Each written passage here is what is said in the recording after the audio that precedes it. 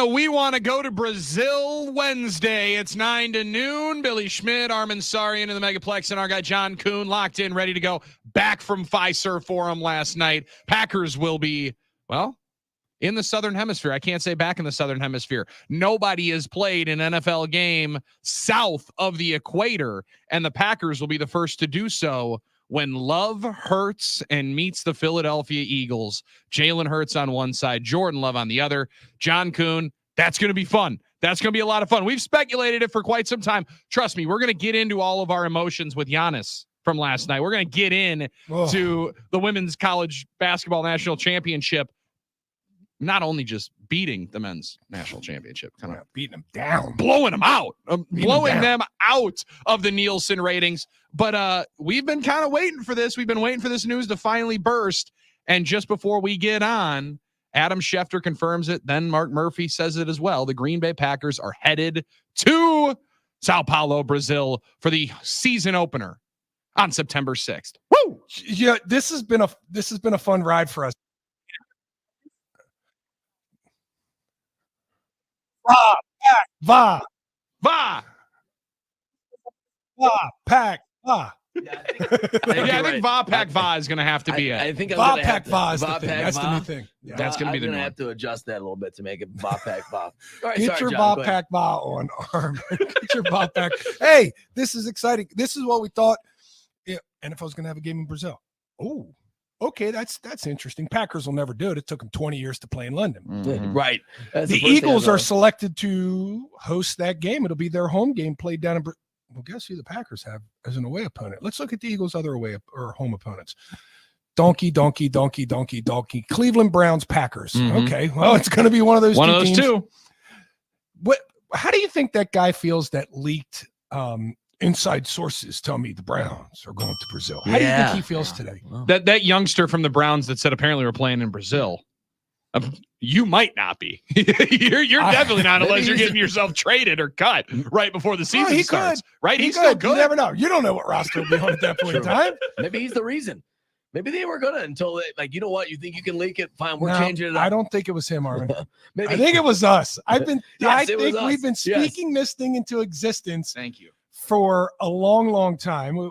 We had it narrowed down to Packers are clearly the best opponent for an opening. Let's be honest. This is opening weekend. You're going to have a kickoff game that are going to involve the Chiefs and some other really good team from last year to get people excited on Thursday. You're not going to want to throw the Eagles versus, I don't know, the Jaguars. I don't even know who their other home opponents are. But you don't want to throw that game on down there. You're going to want to throw an intriguing NFC team, big following, huge following. And when I found out that they have the following that they had in Brazil, I said, well, it's a lock now. Yeah, that was almost a Coons can't miss. We should have dialed that one up weeks ago, Armin. Yeah, I guess so. And then especially the heel turn from Mark Murphy. I love Mark so much. And he gave one last push to not have to drive down to Milwaukee one more to swing. take a direct flight. He took one last political push at that thing down at the owners' meetings. There's a competitive disadvantage to driving to Milwaukee before you actually fly down to Brazil. NFL Park Avenue said, no, not hearing it. You're going. This is the matchup we want. We want the Eagles. We want the Packers. And I'm excited. I think it's going to be fantastic for a couple different reasons, right? A kickoff game, like your first game of the year, is down there. Awesome. In Brazil.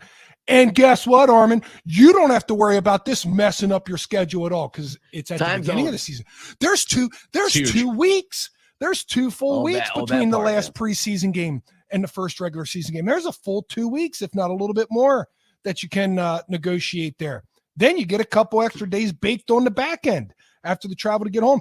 Packers will be home before the rest of the teams even kick off their Sunday games. So a lot of cool things about this, not to mention the fact that it's going to be played in front of, I'm assuming, what's predominantly a crowd that goes to soccer matches. Oh, they're going to get crazy. We're going to get a lot of that. I mean, crazy. It's going to be insane. Now in South America, are they allowed to light the flares inside their stadiums? I think they're doing just about anything. They probably do that. That's the thing. I think that's just about anything. I think we'll smell a little bit of that vitamin down there. In the lot. Yeah, a lot of that for sure. It's true that I think American sports fans don't realize what some overseas fans do with their sporting events. They're lighting flares. They're chanting all game. They're going crazy. Well, they got to entertain themselves because they otherwise there's 95 plus minutes of nothing else happening. You got to have yourself come some on, energy soccer's and fun, man. Soccer's fun. couple Come on, goals. look Yeah. at that face.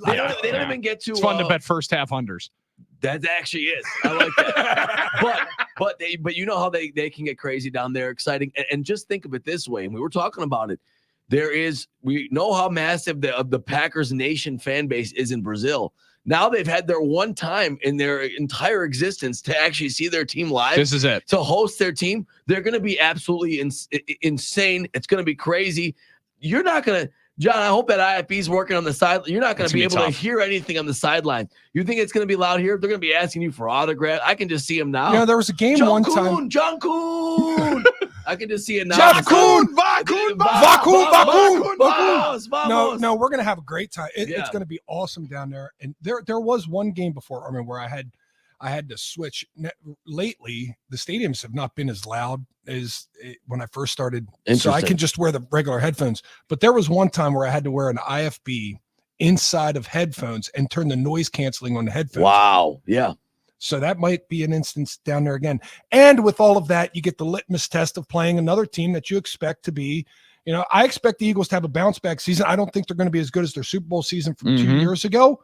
But with Saquon Barkley, you never know how the Eagles could bounce. I think they're going to have a bounce back season. You're going to get a litmus test versus one of the teams that in the NFC right now, you put them right up there somewhere in the top 5. So a great test for the Packers, a great venue for the Packers. And I mean, that's a Friday. The only thing that's it's a Friday night. That's the only thing that kind of stinks for high school football here in Wisconsin. It's about the only thing. Yeah, and there's a kind of important game that we might be worried about for a certain high school football team that we're interested in right here. However, that's You good. have Kettle Moraine that weekend already. And we got McGuanago that weekend. It's a big game. So that's a big game. That's Sure. a rematch of the playoffs from last year. But you know what? Listen. Va Pack Va. Yeah, all I mean, right. this is big. This is big. This is bigger than all of us because this young man. Now, I wish I knew my man's name. We are going to meet this guy when we get down Southern Hemisphere. This man is going to appear on this radio program at some particular point in time before this game kicks on off. I heard he was actually coming on Drew and KB later today. Hunter has already got. Hunter probably did. Hunter already booked. Hunter probably already booked him. He probably already did. I think Drew Unfortunately. already booked his plane ticket. Like Yeah. Drew texted me confirmation code. So like I think he is already in, kind of like he was for Vegas. Very casually. Yeah. Well, I'm if good, there's guys. a I'm show, that's going to go to Brazil for a week around the Packer game, I mean, it's their show. It'd probably be Let's Drew honest. Kitty, right? Yeah. I just want to know what Wink McAllister is going to say about this. I mean, it's going to be incredible. I mean, So- I'll be there from the sideline. Billy Yeah. potentially could do post game from down there, potentially. And Armin, I'll be unfortunately, here. is- Yeah. Armin, You're gonna be here. unfortunately, is going to have to work the Packer Radio Network board. No, it's okay because the time zone is only 2 hours ahead of us. It's not like this, like London 6 hours. Are stuff. you sure there's still 2 hours? Did daylight savings time change that at all? Well, I don't that's think they actually a good observed- question. I don't think they observed daylight savings time. It's See, the time is 11. right now. It's 11:07 a.m. in Sao Paulo right now. And it's a 9/11. So they're actually an hour and 54 minutes or 56 minutes ahead of us. No, Is I that- googled this 4 minutes ago. So yes, Okay. they're 2 months. This guy. And that's a really interesting time change. Good question about the time zones. So I don't know exactly. I think they have like 4 time zones in Brazil. They have Just in the 4 country? yes, that's how big it is. So It's a big old country. I don't Damn. even want to worry about it yet. When's the next spring forward coming up, right? Or did we already do We it? just did. Oh, Yeah, we so just we're did good. spring What forward. is So going when's fall back? No, we're I just falling wanna make back in sure, are we November. gonna- You're are we gonna okay. stay? So I think it's 2 hours ahead. Okay, it'll be a 2 hour. I think we're good. difference. Okay. I can handle that. I can Not handle that. terrible. Not terrible. Just And letting it'll you know, be I'm it'll good. most likely be like a 6 o'clock local time kick. We're good. It'll be right there in the heart of the Friday Night Now Sports Broadcasting Act of 1961. Many people wondering exactly why this game can happen, because that does prohibit college or NFL football from being played on the second Friday and Saturday past in September. But if you play on the first Friday of September, you can play a professional football game on a Friday night. But wait, Wow. that's not the first Friday. It is the first Friday, September 6th. First Friday of September. This is September. I thought it was September 8th. Okay. Yeah, I believe it's September 6th hold is the on, let me kickoff. get to the If calendar. it's 6th, then it's good. Yeah. I thought it was the September 6th is the first Yeah. Friday. Oh, good. Oh, Well, good. but Billy paying attention in media law class. So by the one way. reason why they can Yeah. play this game. Yeah, no doubt about it. Wow. And make this man's dream come true. Can we gotta play talk this about promo it. that my man cut? Let's do it. Because this is on Packers Brazil, which is the Twitter account that has like 35,000 followers down in the Brazilian area, firing up Packer fans all across this country. My man cuts one of the best promos. And if this doesn't get Packers fans in their feels about their favorite team being the feature, the main event that is going down to Sao Paulo, listen to my man cut this promo from Packers Brazil earlier on this morning.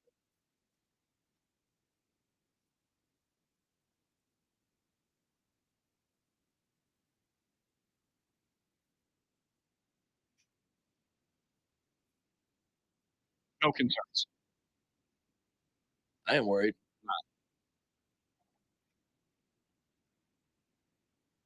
Fired him up.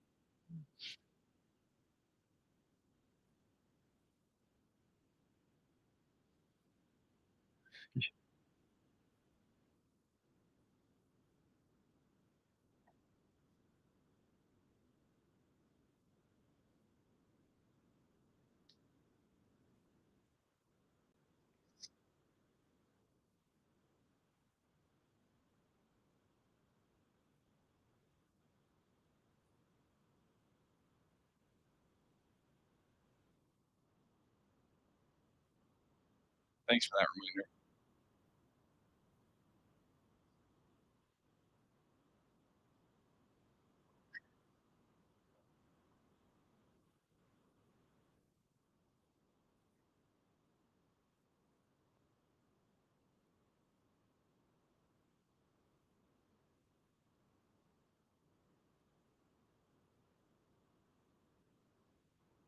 Guy's gonna cry.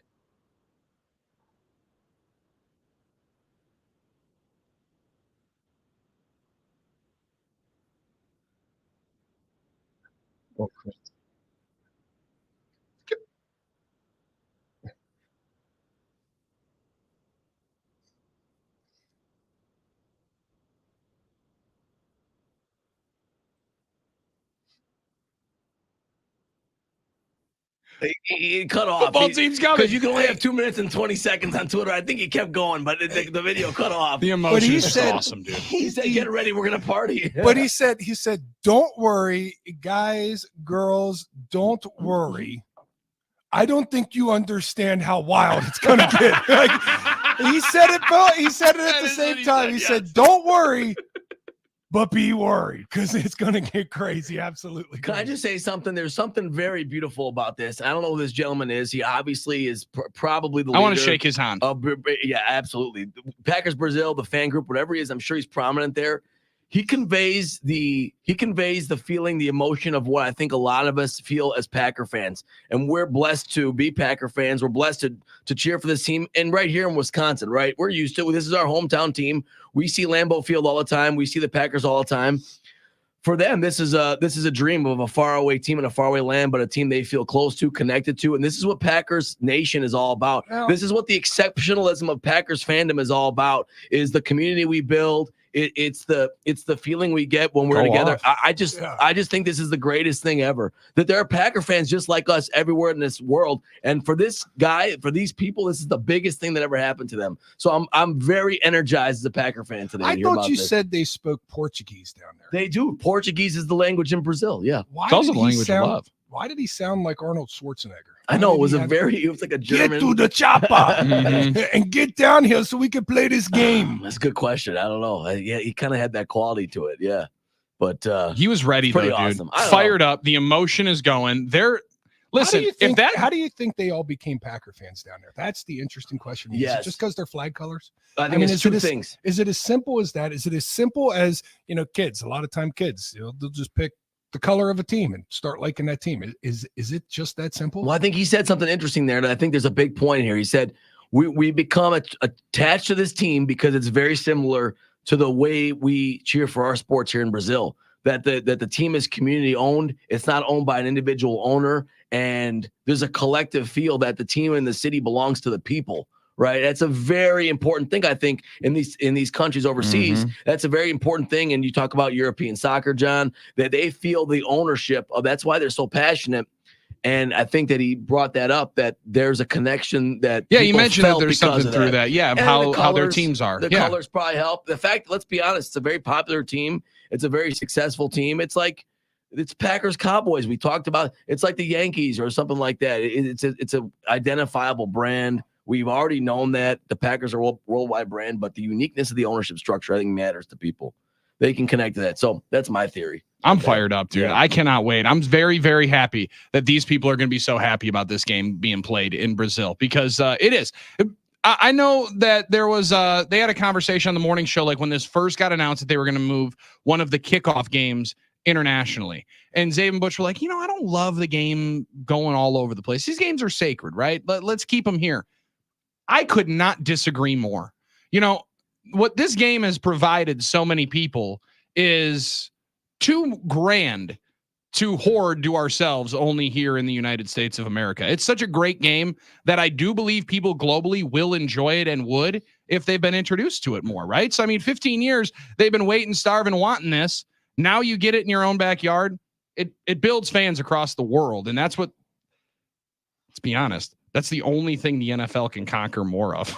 It's the only thing that they can conquer more of, because they already have everything they can get right here in the United States. Yeah, the one interesting wrinkle about this is if you get our fans from here flying down there to join up with their big group of Packer fans. Oh gosh. Then you try and sprinkle these Eagle fans into this trip, things could get really interesting. Yeah. If you're a Philadelphia Eagle fan, might as well just not go to this one. Maybe just sit this one out, because it appears that it is going to be a Packers home game through and through all night long. I get the sense that where do we get the super high energy, John, when you're there? That's the sense I get. Eagles fans get down there. All right, we need to prepare the horse poop for after a victory, and we got chicken poop for you. You want to give this one a try? I'm most excited to hear how Wayne fits in some Portuguese into the game open. Oh, it will.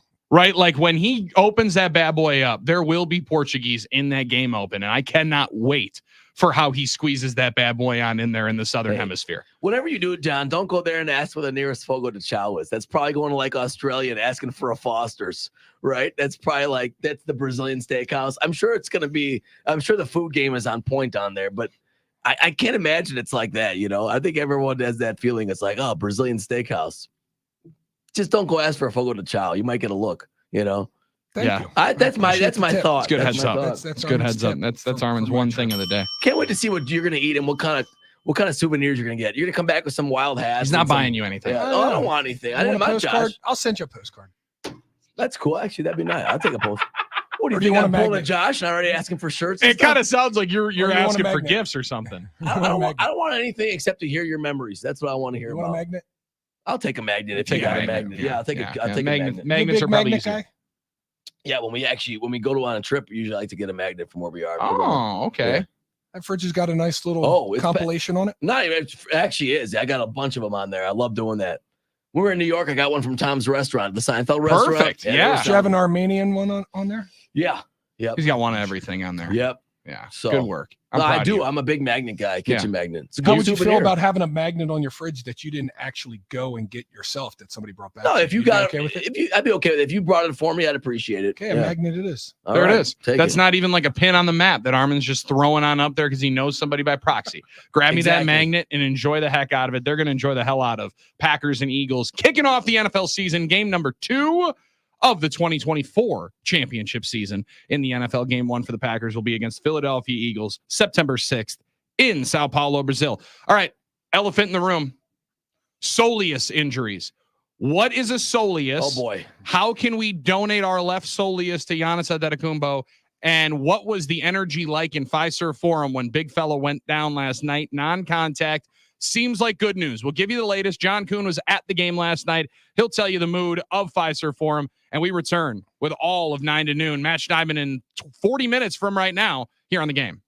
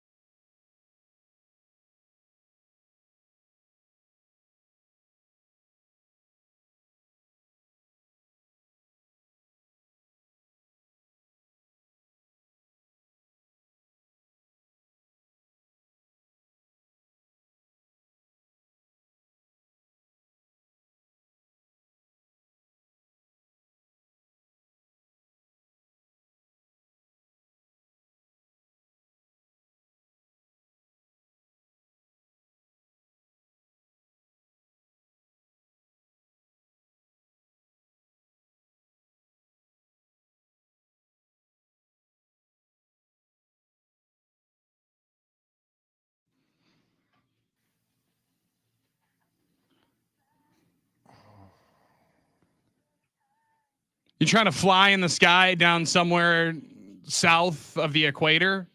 Well, let's First weekend in September. Is that what you're trying to imply here, Armin, with this bump back on 9 to noon? Let's check some flights. Let's see what the flights are like to Sao Paulo. John Kuhn, that's interesting because he did not want to check flights this past weekend when his lovely bride wanted to go and enjoy the Final Four in the national championship game. This is just like, let's check some flights. Why not? Well, what are the flight options here, Armin? We checked them. They just weren't good. All right, so they're playing on the 6th, right? Yes, what is a flight Friday out of the 6th. Milwaukee? We're flying out of Milwaukee, right? And we're making a trip out of this, kids. All right, we're not just going for the game and coming back. We're going to learn education, culture, history. So we're going on. Dad, I don't want to. Yeah, we're doing it. We're going to leave on Wednesday because that's the cheapest day to fly. Fine. We already know that. We're going to return on Wednesday, cheapest day to fly. All right, and we're no extras. Nobody's packing a bag. All right, nobody's packing a bag. All right, Milwaukee, September 4th to Sao Paulo, Wednesday, September 11th, 1 week. There you go. Can we fly another day? $9.98 round trip. United. What are the connections? Great question. We're flying through, let me see here, Houston, Milwaukee to Houston, Houston to Sao Paulo. Okay. There you go. Okay. One stop. All right. Boom, Ding, one Houston stop. Airport's nice. Is that Houston lobby? What's that? Sorry. Is that Houston lobby or is that George Bush Yeah. International. Okay. Yeah. George Bush Intercontinental, excuse me. IAH. Continental, yeah. Yes. Okay. Or we can go on Delta through let's Atlanta, see, probably. Hartsfield, Atlanta, right? Yep. To Sao Paulo. Boom. There you go. So there are options. There's options out there. Just go grab Tim Scott's company card and see what's up. You know what? Hey, you never know what could happen. Right. You never know what could happen. It could get Ask for declined. forgiveness That's later. what could happen. It could get declined. It's very easy. 988. That's about 488 over the max. Now we already know you can't. Can we fly from Green Bay, John? For you, let's see. I Let's love check out Google. Green Bay. I Let's love check that Google. I love Google Flights. I do. I love Google Flights. All right, let's check it out. Green Bay. We're gonna stop in Chicago and then Houston and then go. So there you go. Just one more stop. Not Two bad. stops? What a competitive disadvantage. Wow. I don't know how we're doing this. Well, how I don't you know can do how that. we're allowing this to potentially be the case. Well, Does Philadelphia have a direct flight, Armin? Doubtful, but I'm gonna check For that the out for you fans. right now. Good call. And I'll tell you right now, we're not checking any bags because they might get Dude, lost. we're there for a week. No, we're not checking bags. You can. All right, you know what they wear? They wear V-neck T-shirts probably there. That's all you need to do. I don't know, Armin. Isn't that time of year? Isn't that coming out of their winter? I mean, that could be spring. Another great Yeah. question. By the I way, don't there's know what kind of- no nonstops that I can see from Philadelphia. So there we go. Right away, we got an edge on these guys. All right. No competitive disadvantage for the fans either way. Okay. When is yeah, that winter works. in Brazil? All right, let's check this out. Winter in Brazil is June to September. So they're coming out of winter. You're absolutely right. So it's shoulder Yeah. season. So I like that. You needed to Google that? I just Do they wanted to get be sure. snow in I Sao just- Paulo? I know it's the Could southern they get a hemisphere. late snow in September in Sao Paulo? I just wanted to be sure. All right, Billy. I think they're a little close to the equator to be getting snow. Oh, you're Mr. Geography now. I Won get the it. fifth grade geography bee at St. Mary's Parish, yes. Yeah, possible but very rare in Sao Paulo, Yeah. Rio de Janeiro. So it's possible but very rare. The climate of Brazil is not really it's snow type climate. It's kind of varies. Yeah, tropical north near the equator, right, to temperate zones south of the Tropic of Capricorn. So there you go. I just read that off the internet, but There we go. There we Yeah, go. We got we're all all your set to travel go. information. Travel leaders, if you need him, his name is Armin Yes. Sarian at iHeartMedia.com. That's how you can get all the information and hopefully, push some people towards heading their way down to Sao Paulo. So before the break, made a joke, as many people are not necessarily understanding. We do know what the soleus muscle is. Had no clue what it was last night when Stephanie Reddy first said it on the TNT broadcast after Giannis straight sits down on the floor, John, after a bucket. Bucks are blowing out the Boston Celtics, up 18, 19 points at the time, had opened up a very nice cushy lead. You were able to sit behind the Bucks bench last night and soak up what was the Brook Lopez first half. And then all mood changes there in the third quarter when Giannis goes down. What was that like in the arena last night when it went from, holy cow, for an hour and a half, the Bucks are really good. They're beating the hell out of the Boston Celtics, and then collective breath gets taken away when Giannis sits down in the third. Yeah, a lot about last night, right? Playing without Porzingis or Horford, and the Bucks could basically do whatever they wanted to do. And Brook Lopez, yeah, you thought it was the Brook Lopez coming out party last night. He had was a big struggling game. shooting recently, and it was almost like Doc said, "Hey, we got to get your shot back for the playoffs. Just start chucking these things. When Damian Lillard is telling Brooke Lopez to come out and take the shot because he's on a heater right now, that is something I did not have on my bingo card. You didn't expect a Brooke Lopez heat check game? I never in my life thought Dame Lillard would tell Brooke to come out of the corner to get the ball because he was hot. Like I never saw that as an option. But when Giannis went down there in the third quarter, it was all you heard was a groan in the entire arena when he went down. And we all thought it was cramping right away because of the way he grabbed and how quickly he got up. We all thought it was cramping. I mean, I didn't know it was officially a calf or a soleus, which is actually probably the scarier of the calf. Sounded muscles. scarier. Sounded more important. Sounds scarier, right? I think is the. Well, the soleus, I believe now everything in your body is attached, and you know, I am not a doctor. Shocker, I'm not a doctor. Thanks I'm for clarifying. I'm going to put that disclaimer out there. I'm not a doctor, but a lot of injuries happen in football, so I know a lot, or I know a little about a lot, or a lot about a little. Everything's connected. So your plantar is connected to your Achilles, which is connected to the soleus, which is connected to the knee, which is to the hamstring. Like all these things are connected. So Giannis has this lower hamstring injury and this tendinopathy, and now the soleus. And now you got to worry, man. If that continues to creep down, the Achilles is right there. Yep. I mean, you guys remember Kevin Durant? Correct. What was it, 2017 that this happened? 2019. I think. 2019. Yeah. Would have been when the Bucks were going to play them in the NBA Finals if they would have been able to finish off the Raptors. So I can't remember how much time did Kevin Durant take off with the calf before he came back, or did he just try and push right next game? He missed a while. I thought it was 4. I thought it was like 4 weeks. At least 4 weeks. You know, I thought it was a stretch of time. He tried to. It was like 4 weeks or something like that. He got hurt during Game 5 of the semifinals and came back Game 5 of the NBA Finals. So missed like almost two full rounds. Yeah. 2 weeks, right? Or no, I mean he missed the entire Western Conference Finals, missed the back end of the Western Conference semis, and the first 4 games of the NBA Finals. When you said semis, I was thinking finals. Okay, I got you. So he did. He missed a long time. Came back there, Game 5 of the final. But you see how delicate these things are, especially in the calf area. I mean, I'm nervous about this thing because Shams came out and said it's about a 1 to 2 week injury, so it's not serious. Well, it's not serious until it is actually serious, right? With these things, and he won't play the rest of the regular season. Are we convinced on that? No chance. He's not going to play the rest of the regular season. Do you bring him back right away in the first series? Do you bring him back right away in round 1, depending on the opponent? Because you're gonna have home court, so you would like to think you can at least split at home in the first 2 games. Do you bring him back right away? Well, it depends on the matchup, right? I mean, if you're going up against Joel Embiid in the first round, I don't know how you think you're getting out of that round without Giannis on the floor, right? You go up against Miami, who you played last year, 2.5 games without Giannis. I don't know that you're thinking you're beating Miami without him. And John, you say it like at least split. That's kind of what the Bucks will only do in the first 2 games, because you date back to 19, I think it was, or 18 when they started and swept the Pistons. They swept the Heat in 2021. Correct. Otherwise, they lose Game 1. That's kind of what they end up doing, right? Lose Game 1 Western or Eastern Conference Finals against the Hawks. Lose Game 1 semis in 19 against the Celtics when Kyrie went for like 38, then they just demolished them the rest of the series. 1-5. Lost Game 2 against the Bulls a couple years ago. Then they won that 4-1. I think they lost Game 1 against Orlando in the bubble, right? In the bubble, and then they won in 5. So you're right. The Bucks don't often do that, but hey, who knows? Everything's been weird this year. Maybe this is the year they Those are Mike Budenholzer teams. Yeah, that's true too. I mean, that's true. I mean, are you guys with me on this? It's going to be hard for the Bucks to win any series without Giannis at all.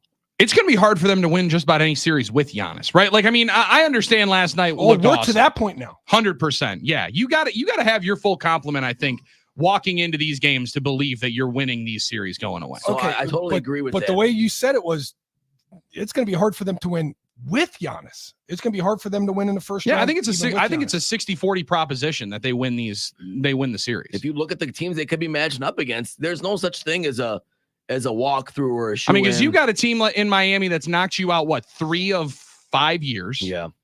Yeah, no doubt. I mean, and then you know what you can do? It could be Embiid and the Sixers, who are playing a lot better right now. They've won 6 in a row. Now they might keep jumping up the standings, so we don't know what's going to happen. Or the Pacers, who in the beginning of the year were the team's Bowser, it felt like, for the first couple of months. Now, Tyrese Halliburton's been much different since coming back. But John, I think they're going to grind through any of these series. And last night, I said, I hope we see the big fella back in round 1. I wouldn't be stunned if you're looking at this in the middle of round 1 saying, maybe we're watching him come back in the next game, or it's 3 games from now, because everybody immediately said, I watched his knee bend backwards. He came back in 2 weeks and won the NBA Finals. Yeah, that did happen. However, he was 3 years younger at that point, right? And there were a lot of different things that were in front of you. They were also playing much differently at that point. So I'm nervous you seem a lot more confident in at least the first round matchup if they don't have Giannis, because it looks like they're going to be playing one of the teams that going into the year you would have thought would have been one of the top 4 or 5 seeds in this Eastern Conference. If Giannis would not play in round 1, I flip the series and I say the Bucks have a chance, but they're definitely not the favorite in this thing. I don't care who they play. I don't care if it is the Pacers. I don't care if it is the Cavs. Sixers, Heat, definitely not. If they don't have Giannis, they're going to be the underdog in that, and they rightfully should be, because has Dame showed that he will carry this team? The one thing Dame does is his numbers are always better when Giannis is out, when he's the lead gunner and knows it and kind of has that main usage component. But I'm not sure that makes them better overall in the series, John. I get your point. I think they haven't won a game, I don't believe, that Dame has sat out. Yeah, see, that's I believe they're 0-8 or 0-9 in games that Dame has not played. Well, the basketball gods saw one game when we were all healthy and said, nope, sorry. Can't do this. No. Give me a break. We can't have anything That was nice. fun for 84 minutes last night. I'm like, wow, things are going great. All right. Holy cow, we're going to blow out Boston. Who cares about Porzingis not sitting in? All right. Not playing. He could miss, after the entire playoffs after game 2. I know what you mean, though, John. And it's like, if Dame's the main guy, I think you're still confident they can win games. It's just not the same level of being a favorite, of obviously having their full components. Where do the Nooners stand? 414-799-1973. Can you afford to sit him? How patient can you afford to be with Giannis into the postseason? Because the Bucks right now still not locked into any particular spot. A win last night did help them alleviate the thought that they would fall to the 5 seed, but wins around, and we can give you the latest across the NBA before Match Diamond joins us in about 20 minutes from right now. We'll talk Sao Paulo. We'll talk, and I imagine he's already got his flight booked. He's already got hotel accommodations. Probably has 7 connecting flights that he's going to tell us about. So we'll get the travel itinerary from Match Diamond, who I can only imagine is booking it up. But for you, 414-799-1973, how comfortable and how patient can the Bucks be with the Greek Freak going into the 2024 playoffs? We'll discuss it next, 9 to noon on The Game.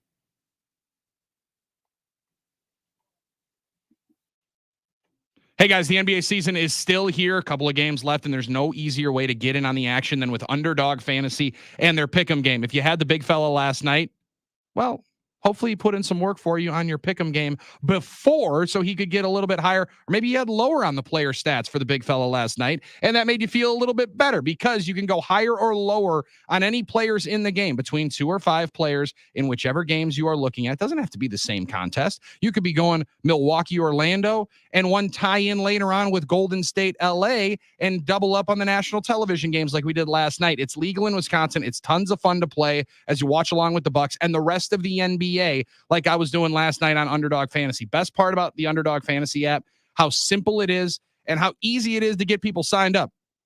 My mother-in-law has a Underdog Fantasy account. She's playing Pick'em games. That's how simple it is. You download it, you play, and you can get in right away. All you got to do is use promo code Billy, and they'll match your first deposit up to $100. Plus, they're going to give you a special mystery pick on your first Pick'em entry just for using promo code Billy. It's BILLY. First deposit of $10 or more up to $100 matched, plus your special pick. Underdog Fantasy. Download the app now with my promo code Billy. Must be 18 plus and present in a state where Underdog Fantasy operates. Terms apply. Concerned with your play? Call 1-800-GAMBLER or visit www.ncpgambling.org.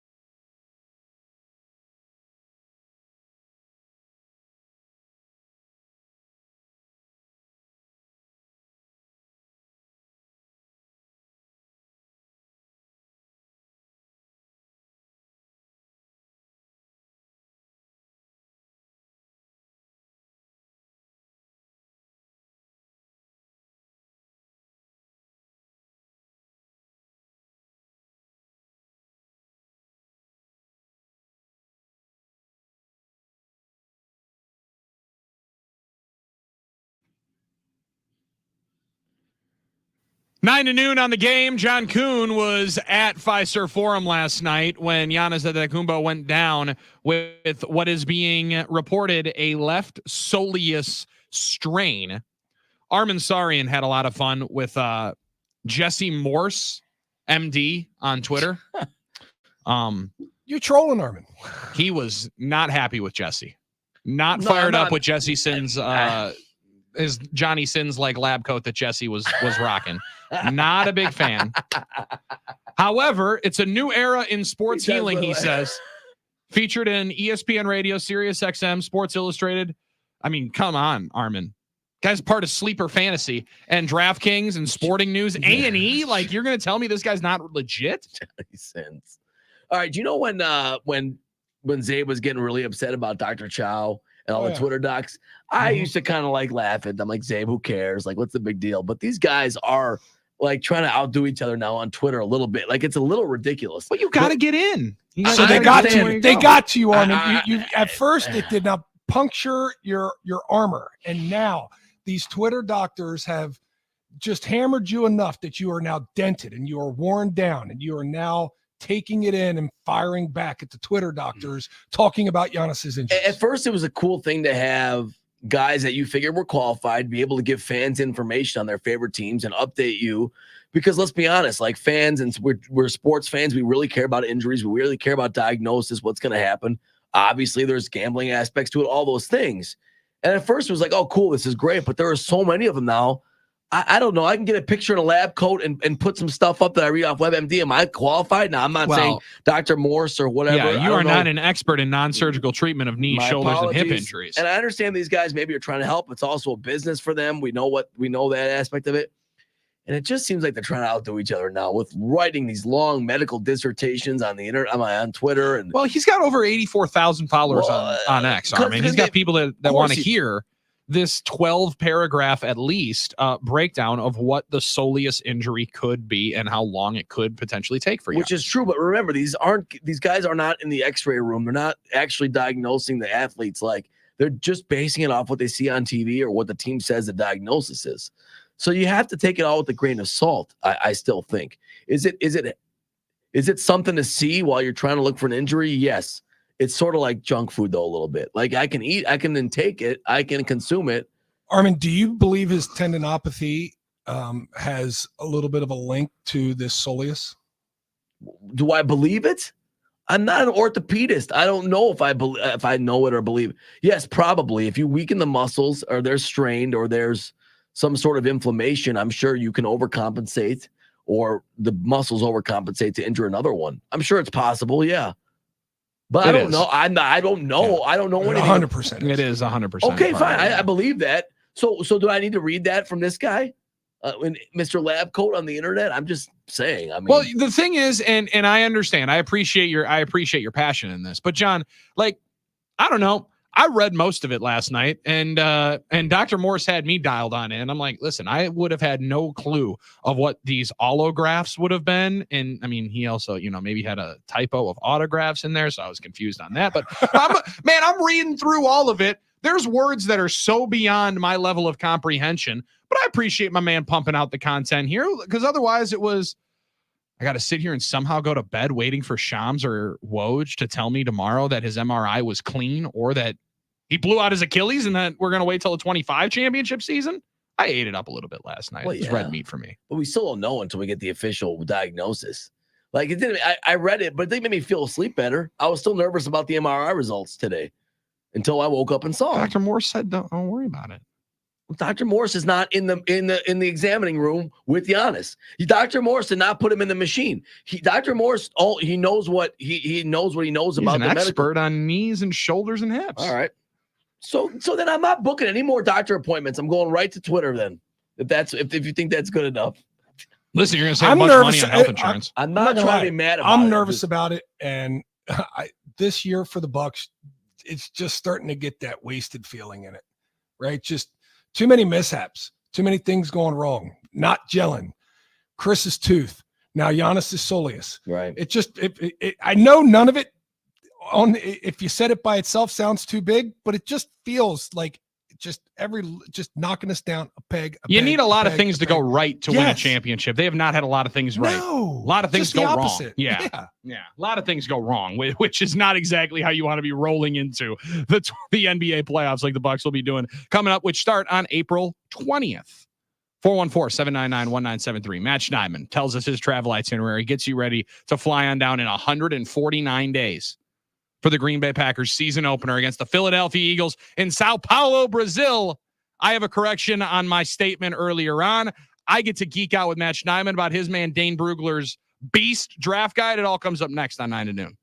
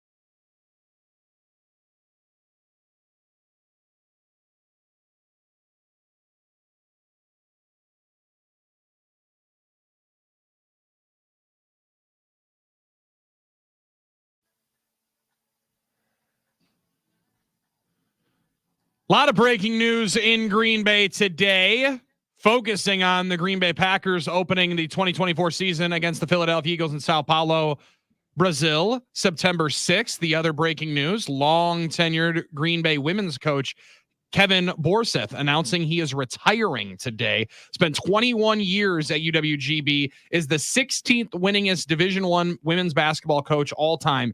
821 wins up against just 316 L's, 9-time coach of the year, 13 NCAA tournament bids under Coach Borseth there for the Green Bay Phoenix women. Congratulations. Oh, good work, Kevin. Amazing career. Yeah. Big shout out. You got a chance to watch him a lot this year and his team play a lot this year. Good work by them. Mm-hmm. And Matt Schneidman got a chance to cover him this year and do a story with him this year. Well, that was, that and Sundance Wicks on the men's side as well, who will be returning for the Green Bay Phoenix. And Matt Schneidman joins us now. Timely work here. Matt, appreciate it. So you booked, you got everything dialed in, you got a couple of layovers to get you to Sao Paulo, or are we just working on hotel reservations now? No, I think the NFL is going to have a media hotel. That information has not been provided to us yet. Oh, really? So, I covered the Raiders Seahawks in Mexico City in 2017, 2018, when I covered the Raiders, and there was a media hotel that we were required to stay at. So I'm assuming the same will be for Sao Paulo. That media hotel has not been, given to us yet, but I have booked my flights, leaving that Wednesday evening, landing in Brazil on Thursday morning, just one connection through Chicago. And then it's about 14 and a half hours from O'Hare to Brazil.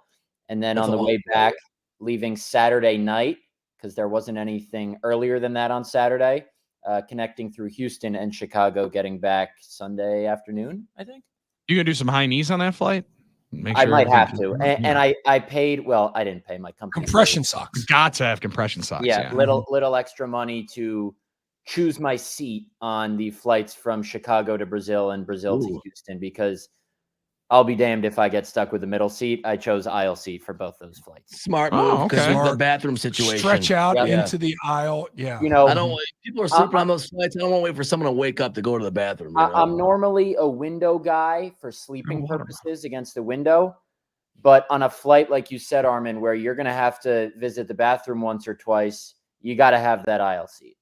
And you didn't get one of those. You didn't get one of those first class little rooms. The really super expensive flights. You can get that little. You can get your own little room. Brother, my company's sending me to Brazil. I might have to just go with the luggage on the bottom of a plane for them to agree. Yeah. To send me. Armin, I mean, you're taking Red Hot Tim Scott's bill even worse if we're grabbing one of those little rooms for us to be hanging out in. Those are crazy. I've never actually stayed in one. Now, maybe if Dane Brugler's draft guide, which it should, if anything is outside of Matt's reporting on the Green Bay Packers, is going to get you to go and subscribe to The Athletic, Dane Brugler's Beast will be one that will get you there. Big company holiday here today as Dane finally releases the PDF, which we all wait for. And how excited are you? As I don't know if you're as much of a draft nerd as I, but this is the Bible for us getting ready for the NFL draft coming up in 2.5 weeks. Yeah, I wouldn't say I'm a huge draft nerd. I will dive into the guys who the Packers draft. And I love me a mock draft or two, but I don't dive too deep into it. Dane does a phenomenal job. I think there's over 400 scouting reports in there, ridiculous levels of information. And it's where I get all my scouting reports on the guys the Packers draft right after they draft them. It's something fans can keep handy for when Packers draft guys. They can just quickly look up scouting reports on the guys. It's something I use for the next couple weeks and the next couple weeks after that. It's the Bible for anyone wanting to get ready for the NFL draft. And that's more so than anything I write why you should subscribe to us. What's the Bible tell you about the Packers in the first round? Now we're talking.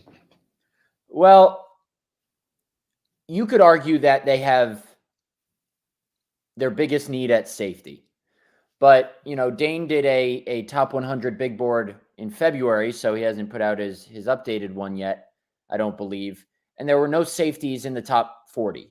So is that a position the Packers would want to spend a first-round pick on, or do they think they can still get value in the second round? Now you can also make an argument they need an offensive tackle in the first round, or maybe a versatile interior offensive lineman who can play tackle and maybe compete at right guard. But the Packers haven't drafted an offensive lineman in the first round since 2011, since Derek Sherrod. They've found guys like Bakhtiari, Lang, Sitton, Lindsley, Zach Tom, all on day 3. So Goody knows he can find value there. If I had to guess what they do in the first round, I would say it's a defensive back, either a corner or a safety. Goody has used 3 first-round picks in his first 6 years in charge of the draft on a defensive back. His trends tell you that he thinks those picks are more worth, spending on DBs than they are offensive linemen. So I'll go DB. Wussing out by saying it can be a corner or a safety and not giving you a tremendously specific prediction. Could have Well, you just said Cooper DeJean. you said no. You said no safeties in the top 40, and goodness gracious, if you say what Billy just said, you're going to send Packers Nation into an absolute People are dizzy. fired up. Yeah. Cooper DeJean right now is everybody's Jackson Smith and Jigba from last year. Tell us about him. Well, he's incredibly versatile. He can play safety and corner. And how many times do you get a guy that can do that adequately? He can be your punt returner if you need him to be. He's an Iowa guy, which we know the Packers love. Yeah. The thing about him is, especially after he did his individual pro day and tested off the charts athletically, he ain't falling at 25. Yeah, you're going to probably have to go up. Oh, yeah. And now I don't know if that's up to 20, up to 17. The Packers have 11 picks, so they have the freedom to move around a little bit. 5 picks between 25 and 91. They don't have too many glaring needs in terms of starters. They have more needs for depth, inside linebacker, edge rusher, offensive line. So will they want to maybe give up one of those picks to move up for a guy like Cooper? I don't know. John, you said Jackson Smith and Jigba. That was kind of the hot name in the streets last year. And then he's there when the Packers are picking. Or was it last year or 2 years ago? No, he's a rookie last year. It was last year. So he's there when the Packers are picking and they don't pick him. So if trends follow, and I've seen people say this on Twitter before, Cooper DeJean is going to be available at 25 and the Packers are going to pass on him. Yeah. Well, hopefully it's not a Kevin King situation. Or they trade back. Kevin I'm King's surprised you back in haven't the said league. this yet. I'm surprised you haven't said this yet. Or they trade back, right? Yeah, When you talk about the safeties not really having the value there, when you talk about the offensive linemen and Goody not really selecting offensive linemen, or the Packers not really selecting offensive linemen because they can get great value later in the draft, it's just, if their guy isn't there, they will trade back. That's the other thing. If you don't see a clear target that makes sense, they will absolutely trade back. Sure. I'm never going to, say Goody absolutely won't do anything or absolutely will, but I'm just trying to put on the common sense hat here. And last year, they obviously, didn't trade back out of the first round, but, normally you want to trade back if you have a litany of needs and not that many picks. The Packers have the opposite, not that many needs and a crap ton of picks. Mm-hmm. So that's why I say, it seems more likely that, they trade up rather than trade back, because how many picks does one person need, especially when you don't have that many glaring holes? That's my thought. But then again, Well, the Chiefs also, Brian Gutekunst has made me look stupid multiple times over the years, and I wouldn't be surprised if he does so again. I want to say the Chiefs had like 12 picks in the 2022 draft, and same deal. You're looking around saying, you don't have that many spots, right? Like you don't have that many spots.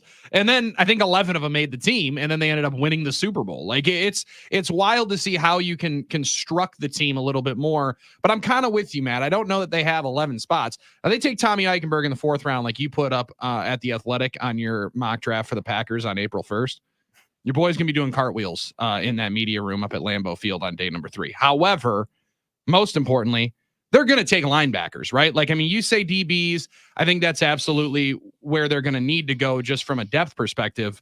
But you talk about bodies. Gutekunst said it at the combine when we were there that they're going to try and get more bodies at that spot, not only because of the changing defense, but I'd assume this change in the kickoff rule is also going to incentivize them getting some more of those kind of bodies. Sure, that's an interesting point you bring up there. And, Goody said at the combine they were pretty thin there, and then they released their most veteran linebacker in Devondre Campbell. And the only guys they've signed since then are primarily special teamers in Eric Wilson and Christian Welch. Wilson played a little bit of defense, but that's more of a pull the lever in case of emergency situation. The question is, do they spend a premium pick? And by premium, I mean first 2 days on an inside linebacker. Or do they think Isaiah McDuffie is really ready for those starter snaps? It seems like they do think that. So my guess would be they use, a late day 2, early day 3 pick on an inside linebacker to kind of beef up that room. Maybe they take one later on day 3 too, to add multiple guys at the position. But I think your top 2 is Quay Walker and Isaiah McDuffie going into the season. And yes, I know schematically the defense, at least in its base form, is a 4-3. But as Goody has said, your base defense is nickel. So you're really only going to have at most 2 inside linebackers on the field, in the majority of your defensive alignments. So it's not like you need 3 starting caliber inside linebackers. Yeah, it's funny when you make the statement the Packers don't have a lot of needs. I guarantee you go into that personnel room, they're not saying we don't have a lot of needs. I mean, they're saying safety, they're saying linebacker, but they're saying edge. But when I say don't have a lot of needs, hey, don't forget, it's not just the starting 5 on the offensive line. You need 3 good backups. I know. 3. John, back. When I say they don't have that many needs, I'm saying like glaring needs for starters. You can say, okay, they need a starting safety, definitely. And outside that, you might need a starting offensive lineman if you don't feel comfortable in Sean Ryan at right guard. We know they're comfortable in Rasheed Walker, but they can still, ask for improvements. Depth needs are a completely different thing. I should specify. When I say, they don't have that many needs, I'm saying like glaring holes like they had at some spots going into last year. You're absolutely right. It's almost every position they could use improved depth at. I look at it as now a roster is really no longer the opening day 53, right? These rosters, similar to a baseball one. These rosters are getting kited to about 70 players.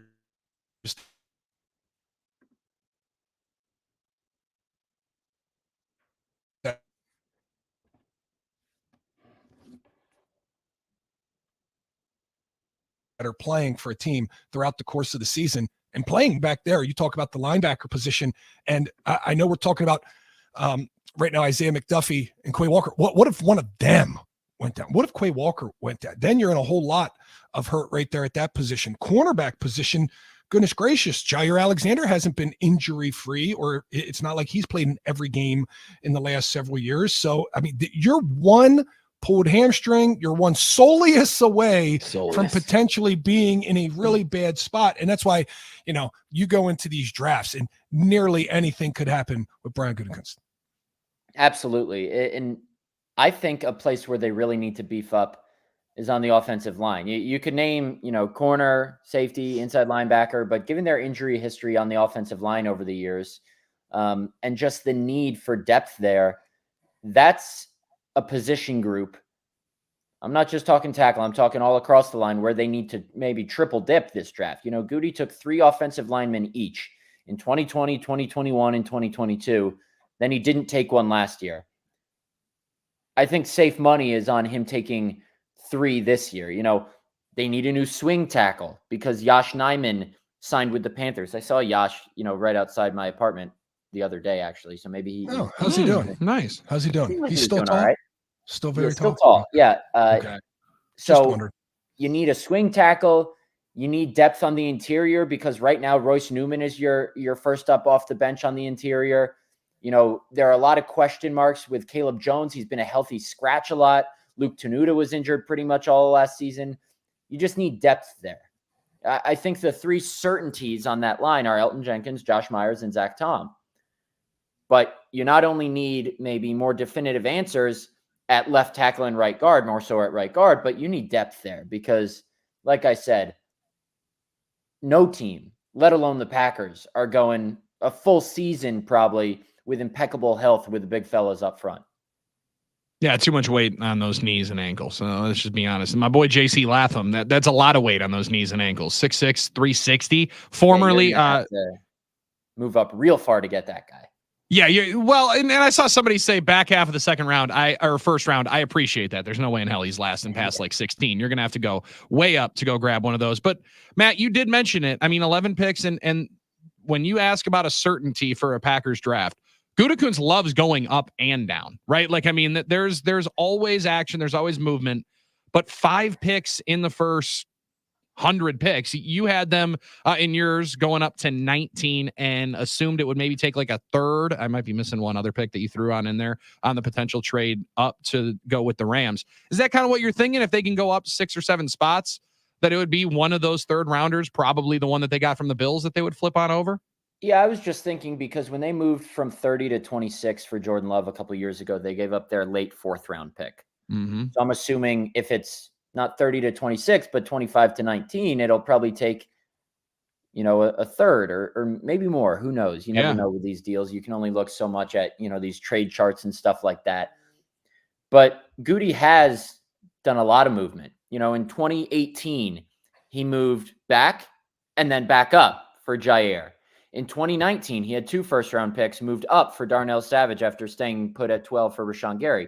2020, he moved up for Jordan Love. 2021, stayed put for Eric Stokes. 2022, kind of moved around a little bit because of the Devontae trade, added another pick. 2023, kind of moved up a little with the Aaron Rodgers trade. So in 5 out of Goody's 6 drafts, he has not stayed put with his original first-round pick. There's been some sort of adding a pick, movement. Yeah, love it. So history says there is going to be some sort of movement, and the Packers' only first-round pick probably won't just be at 25. They might have just one pick, but it might not be at 25. That's what makes covering these drafts in Green Bay so interesting is you never really know what to expect. I love wheeling and dealing. It Oh, just yeah. feels like you're doing What it. you're Just feels supposed to like you're do. doing Yep. something. It feels like you're Right. out there at the garage sale, Armin. And you're like, all right, here we go. You got $5 written on this thing. You take $4. You take all right. I'm gonna take this $4. Take $4.75. And no matter what happens in that moment, you can always feel like you made the other guy a sucker. You know what I mean? Like, I just got the better end of this. I just did something positive. Good compromise. Both sides are hurting. Yeah, both sides don't get what they want. Yeah, A true both sides feel like they're compromise, losing. Both sides feel like they're losing. So, yeah, it is fun to make those moves, make those trades. I think we could see Also something. feels like fantasy football, which Yeah. makes it a little bit more fun. Right. There's some action there. You know what I mean? We got to have some sweet action. And Yeah. Matt, I apologize in advance for screaming and hollering right next to your office up at Lambeau Field for those Okay. 3 days that I we're also doing the draft don't. show. I think we might be changing offices. There's some renovations going on at Lambeau, so I don't know You're if gonna we're get going your to own be office? situated there. You're gonna get your own No. office? I'm Oh, saying they're not moving you up? I'm saying they're not all moving- media. I'm saying all media has their office Into a different spot. Yeah. Yeah. Longer Oh, walk, okay, huh? yeah. Yeah, All the I think media in it's- one big office. How are you going to make that work in there with Bill Huber? Oh, Bill's not a problem. Bill and Rob aren't. I think a it's problem. Domowski that you who got is to the sit next to. problem? That's the who he sits problem. next to already. That's It's who he Billy. shares That's his the fault. problem because he's Both of 'em. screaming when we're trying to work. Yeah. Yeah, stop it, Billy. Stop making noise That and is make me me. excited about sports. All right, This is I have church. a question. Who I have my pick. Who are we taking for the Masters this week? John Rahm. No. Yeah, just Scotty take your Scheffler. favorite. Scotty Scheffler. I took John Rahm 9.5 to 1 pre-tournament last year, and he won. Let's go. So, Well, that's why you're excited. Big to pick another Spaniard. one, 'cause you Listen, won I last have- year. he just wants to come in here and talk about a year-old That's bet that he okay. won. That's Hey, all I he wants. have. Well, I'm telling you, you should listen to me because I have a history of getting this tournament Of right. course. Got the That's- dubs. we Yeah. know what you're saying. $100 I have placed. 20 to 1, Brooks Koepka. That's smart. Rooting fun. That's a fun route to root for It Brooks. is. I love rooting for live guys. Every one of the majors, I I don't always care bet about on live guys. or not live. I Yep. care about my bets winning. Well, listen, live guys were paying off the last couple of majors. Let's be honest. It's been the live guys that have been stealing it away John from the Rahm, PGA cast. John Rahm plus 125, top 10. I like that bet. That's plus money. Are you kidding me? I'm taking that. Playing it safer. You bet horses to show in the Kentucky Derby too? If I think I'm going to win a couple dollars on it, I'm making the And play. he Armin, boxes it. And he boxes Yeah, it with box 3 it in. horses at Billy. He boxes I 3 think what horses. you got to do. I think what you got to do is bet. Like I put a Unbelievable. little bit of money on Brooks top 5, so to protect yourself if See? he is Hedge. close to winning. Mhm. See, But he Matt doesn't win. knows how I think. Now, I'm not going to go minus 590 for Scheffler to go top 20. I'm not doing that. But you know So what? quit asking. Hey, it's money in the pocket if you want to get it. I'm not Sure. going to turn it down, you know. Kind of like money in the pocket was last night with the Texas Rangers when they gave up 3 solo homers to some guy that no one has ever heard of before and loses a minus 245 favorite. Not like anybody knew that was personally Speaking invested. of baseball, John didn't respond to my text the other day saying he was Uh-oh. locked in Well, I'm out. as my other ticket for the Tim Scott Suite at American Family Field for Yankees Brewers on April 28th. Are you nervous about that suite? As soon as you put that name in front of that suite, I get a little nervous. I'm not nervous about anything involving the New York Yankees. They have So the you- best record in baseball, so I'm just going in with a nice carefree attitude. It wasn't about the Yankees, but I was hoping maybe I can, carpool with John down to Milwaukee. We have a nice day. Maybe so a you little want nice him to drive. wager on the game. so you didn't get a date, is what we're hearing. I'm sorry, dog. No, okay. I We'll figure it got a yes from someone, but I care more about valuable time with John Kuhn. Well, damn, that makes me feel special. I'll give you a yay or nay by the end of the day. I hope she's All not right. listening. How about that? Perfect. All right. I would take the date first over John. No offense, John, but I mean, He doesn't need a date. I He's going to disagree. Brazil. He does not Yeah, want a that's true. girlfriend before he goes to Brazil. You gotta I stay- know you that gotta out of stay- Matt Schneidman already. Hey, What's do more you have important? your Chemistry your for a bathing suit day. back? Chemistry for a day at the Brewers game that might not last a lifetime, but chemistry with a podcast partner that lasts years. It's nice of you to suck up to him and say that stuff. I know.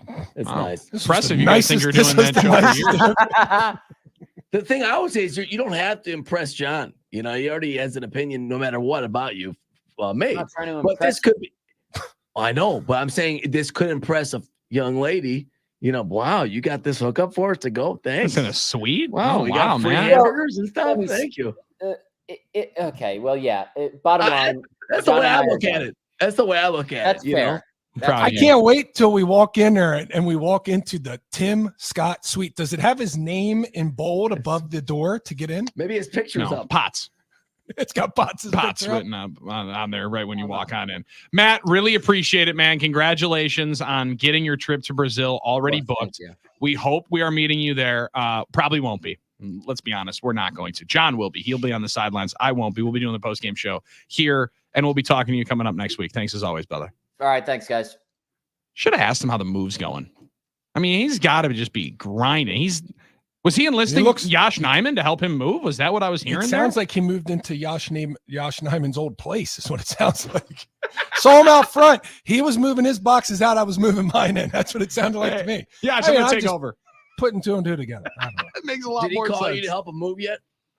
Because that's Is the that ultimate. what he's doing? I think that's the ultimate. So what he's you're trying to do. Yes. No, he's trying to butter me up with these Tim Scott suite tickets to Mhm. Brewers Yankees just so. Oh, hey, I forgot to tell you, I got a bed and a couch. I need you I to need help some me help move. with. And if you know any other linemen that can come help me move, see, that's what this is all about. In Well, my he opinion. knows John's got that pickup truck. We just throw Truck. it really quick in the back of your truck. It's on the way to the freeway.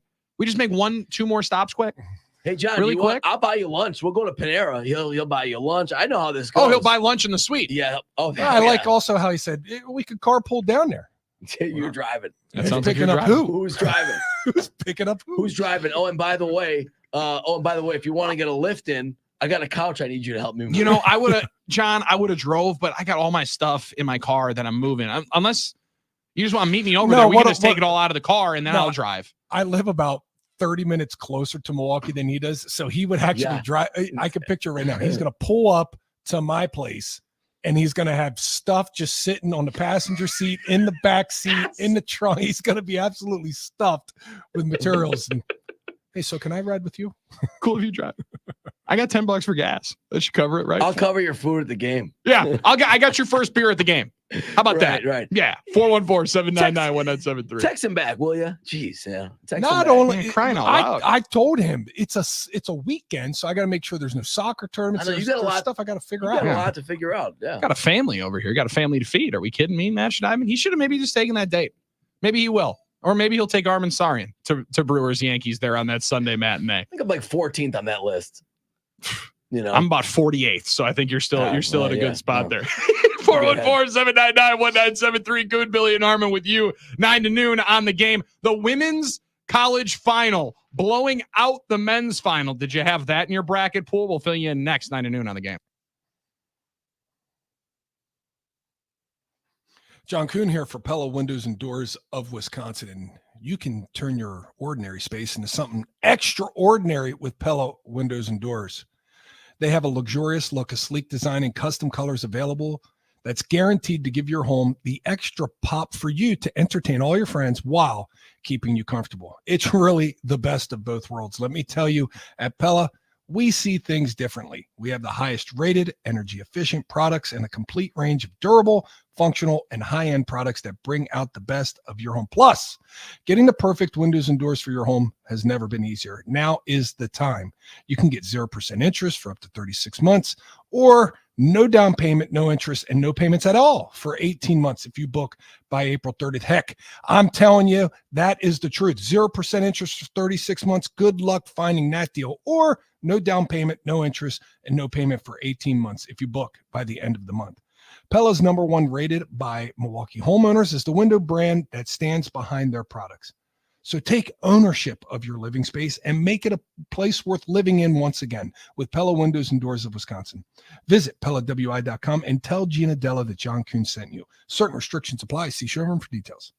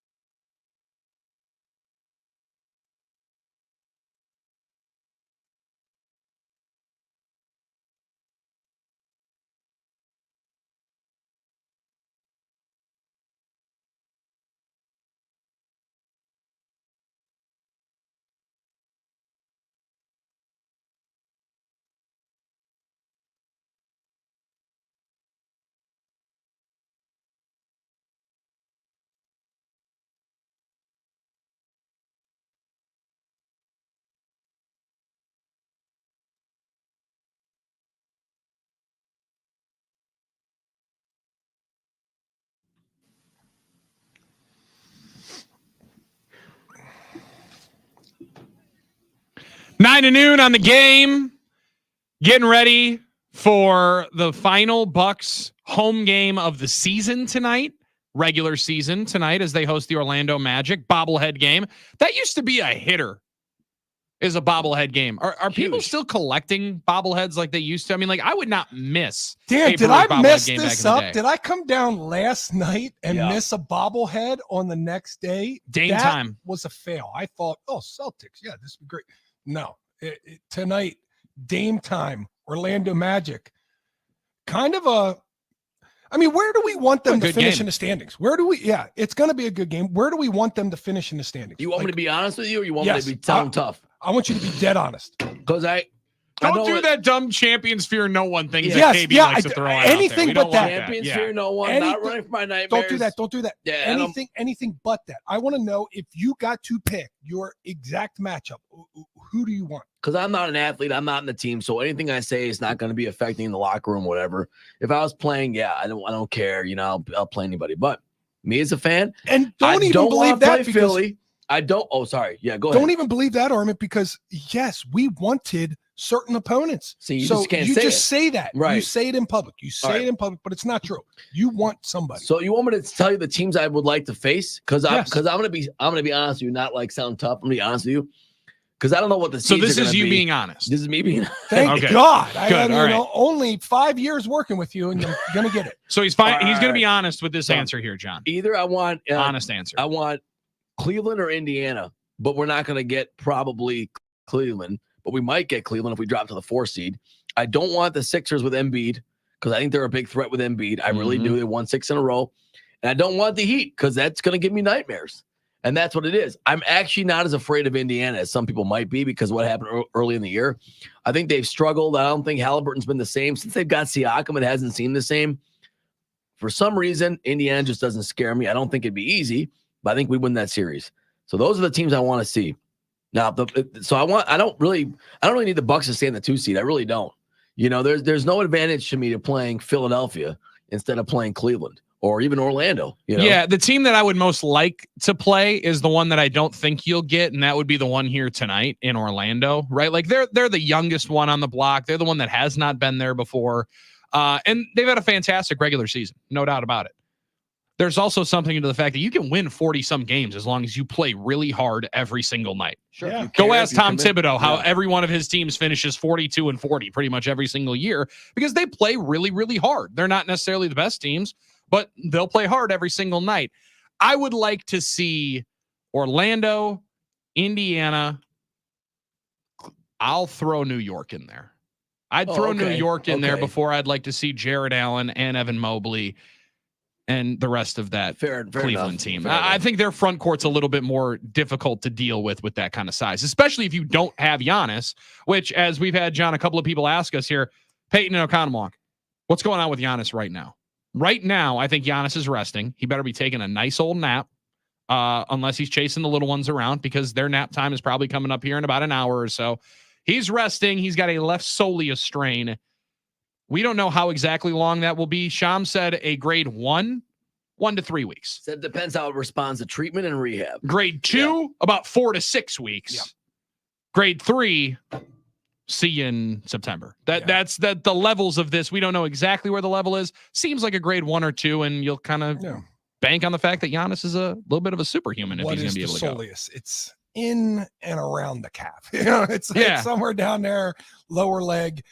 Muscle kind of on the outside type deal there. And what's fascinating about the East, really, Billy, especially with the play-in games, because you never know how a 7 and 8 seed actually finish because they got to play each other. Yep. You never really know if a 9 or 10 could even bump one of them from the playoffs altogether. So you get this wild mix up this year in the East of all the way from the 2 seed to the 8 seed. It's only separated by 4 games. Now, the Bucks can't drop all the way to the 8 seed, but the Orlando Magic could potentially bump down to the 8 seed. If we take them out twice and they lose their odd off game, they could potentially go down. So you could want whoever you want in this thing, but you're not going to know until the actual last game of the season if you could kind of finagle things to Yeah. pick an opponent. And now, was that 2 years ago, Armin? Was that in 21 where many people thought they were going to push the accelerator down and try to grab the 2 seed?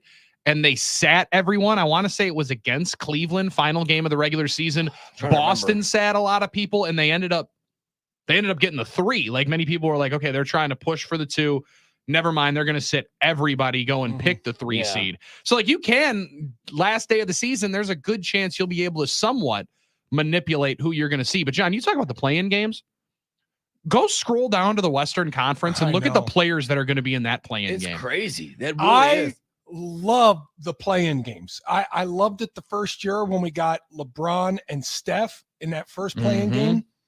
But that was a kind of win and get in scenario because Steph still had another game. That's right. That was 7 and 8. Yep. Yeah. This one is going to be super fun because this is win or go home. A lot different. It's really crazy when you start seeing some of the teams. Lakers. You have 3 top Warriors. 25 players of all time Phoenix, yeah. sitting in that play-in game right now. And a walking triple-double in Sabonis with the right. with the Kings. So, I mean, you got all kinds of stuff going on in that Western Conference. The West will be very, very interesting. There's no doubt about it. No doubt. I think really quick. I think I saw it was Andrew and Tosa that I think has a feeling a lot of Bucks fans feel with the fatalism. I don't want to play anyone. Yeah, exactly. All right, Andrew, that's I like total that. Armin, but I get his feeling. It's like right now it feels like everyone's gonna beat us. You know, but at the same time, Armin, this is almost your reverse card in Uno that you played just the other day. This is almost your reverse card because instead of walking in like we thought this season was going to be and be a huge juggernaut and be able to walk through everybody with the pick and roll of Giannis and Dame, especially with Giannis's injury and the fact that they never really got that perfect rapport defensively, they looked a little poor. Man, you got nothing but hope now. That's like ultimate Armin Sarian. In a weird way, how uneven they've looked kind of gives you a nothing to lose mentality. Is that what you mean? Yeah, expectations are gone. Because you don't have fear. You have hope. We talked about this. You sit in the middle. Your team looks down, you got hope. Your team looks good, you got fear. It's got to feel better for you that you got hope and not fear. It's true. The worse we look, the less fear I have. I like that. I think my favorite text that we've gotten on this is Matt in Wausau. I really don't care who we play. I would just love to see Boston get bounced in the first round by a team like Miami, like the Bucks did last year. Wouldn't that be amazing? If Philly beat Boston or Miami beat Boston first, wouldn't that be just amazing? I want to do Twitter. that. I want to do that, but that makes me feel like a Chicago fan, right? Kind of does, doesn't it? Yes. If I start doing that, I'm like, fair enough. damn. Then I start feeling like a Chicago fan. I'd never leave Twitter if that happened, though. I'd be looking up every Celtic account. I'd be just camped on Barstool. Every doctor from New England, beware. Armin will be after you. Portnoy's mentions would just be getting hammered by Armin. The other Barstool Celtics guy, whatever. Ben Affleck, Matt Damon. You'd go after all of them. Everybody. All of them. Drew Holiday might even be catching some strays by Armin. No, that's where we stop. I'm not doing that to Drew. Okay. I'll never forget what you did, Drew. At least we still have some morals. I'm not like some of these guys. I do still miss Drew. I got to admit. Seeing him last I night, love Drew. Still miss him. I love Drew. He still got a pop, didn't he? In fact, I called Pat Beverly Drew at one point. It just slipped out. I know. I get it. They did give that 21 jersey away a little quick. I mean, they were just like, hey, let's send this on over. Wolfie looked over to me. He goes, "That's Pat." And I was like, "Yeah, I know. Yeah, I love having Brian. Yeah, he's there. This is good. Good too. 414-799-1973. We're 25 minutes away from a Coons Can't Miss. Hour 3 is in 15 minutes. Coming up here next. Some more of your texts, but most importantly, could you anticipate one college game to outdraw 97% of the college football season? The answer of which one it was might surprise you. It's 9 to noon on the Game.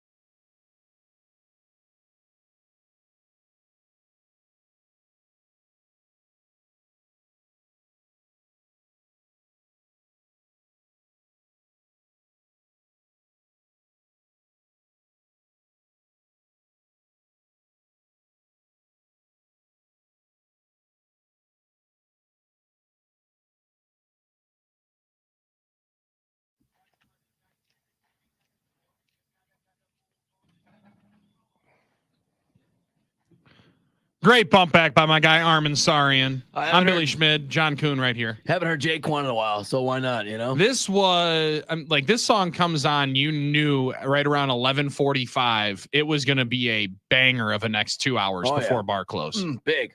Everybody was getting tips. Was this your pregame or was this your end of the night song? Oh, this would be right in the heart. Right in the middle. Yeah, Of it. right in the middle of it. This actually, we talked a little bit about karaoke songs. This is an off the wall suggestion. If you really want to light the crowd on up, It's a good idea, actually. everybody in this getting tips. And you throw in another word there and really start cranking up the crowd. That's how you really feed on into it. No, we don't want to say any bad words. I apologize. I mean, if you want to say bad words, I do You like know? saying bad words, especially into a microphone. It makes me feel pretty good. Not going to do it right here, boss. Don't worry. I'm going to tell you what Nicole Auerbach reported, senior writer for The Athletic, also studio host and college football insider for NBC. So yesterday, when the final Nielsen reporting numbers came out on the Iowa-South Carolina national championship game, 18.9 million viewers, peaked at 24.1 in the game's final 15 minutes as it came down to the wire. She continues on, John, by saying the only college football games that drew bigger audiences this year than the national championship between Iowa and South Carolina. Michigan, Ohio State. Remember, a pretty good game. I think it was 2-3, basically a college football semifinal game, kind of a playoff game. And how many people live in those two states? Because I think every television was on that game in those two states. And if it wasn't, somebody was TP in your house. Yes. Right? exactly. The Rose Bowl, the granddaddy of them all. Oh, yeah. Nick Yeah. Saban's last game. Greatest college football coach of all time's final game. And the national championship game. It's amazing. 3 games out of the college football schedule drew less than what that national championship game did. I mean, that's remarkable. Not even to say what, I think the semifinal game between Iowa and UConn did the same number that the national championship game did for the men's. Like that television ratings aren't going to lie on that one. And this, more than anything, making ESPN very, very happy. And I would think making NCAA a decent amount of money in these next negotiations. You know, it's so funny you mentioned that because Caitlin Clark said, I'm done. I'm leaving, going to the WNBA draft. If you're ESPN and you just drew over 4 million more viewers for the women's national championship game than the men's, and I'm sure your sponsors are happy. I'm sure the people that bought commercial time are extremely happy because they weren't paying as much for that as they would pay to be on the men's side. Why would the NCAA and ESPN not just go to Caitlin Clark and say, yeah, why don't you just stay for one more year? We will find some more nil money for you. You can make more than the Ice Cube League, more than the Big Three. You just stay for one more year. Let us really get these ducks in a row for one more season of women's college basketball and really blow this thing up. I mean, I think it's a miss by ESPN. ESPN, I said it a number of weeks ago when we were first having the conversation. If it was if Fox, Peacock, and ESPN are all working on this streaming service that apparently we're going to have all sporting events on at some particular point in the next couple of years, Right. Yeah. they're all having conversations. Yeah. They all should have pitched on in and said, we air women's games on Peacock. We air college women's games on Fox. We air them on ESPN. Caitlin, $2 million. Yeah. We'll figure it out. We'll get you $2 million. And that'll be it. Like, you're not making that in 5 years in the NBA and the WNBA. Pardon me, the W.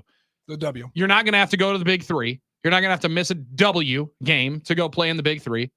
Just keep playing college basketball and dominate, and then you'll make $2 million. Like, it could be that easy for them. They decided not to. I'm pretty stunned that they decided not to. Because do we all think that the numbers are going to be this high next year? For In women's either college, no.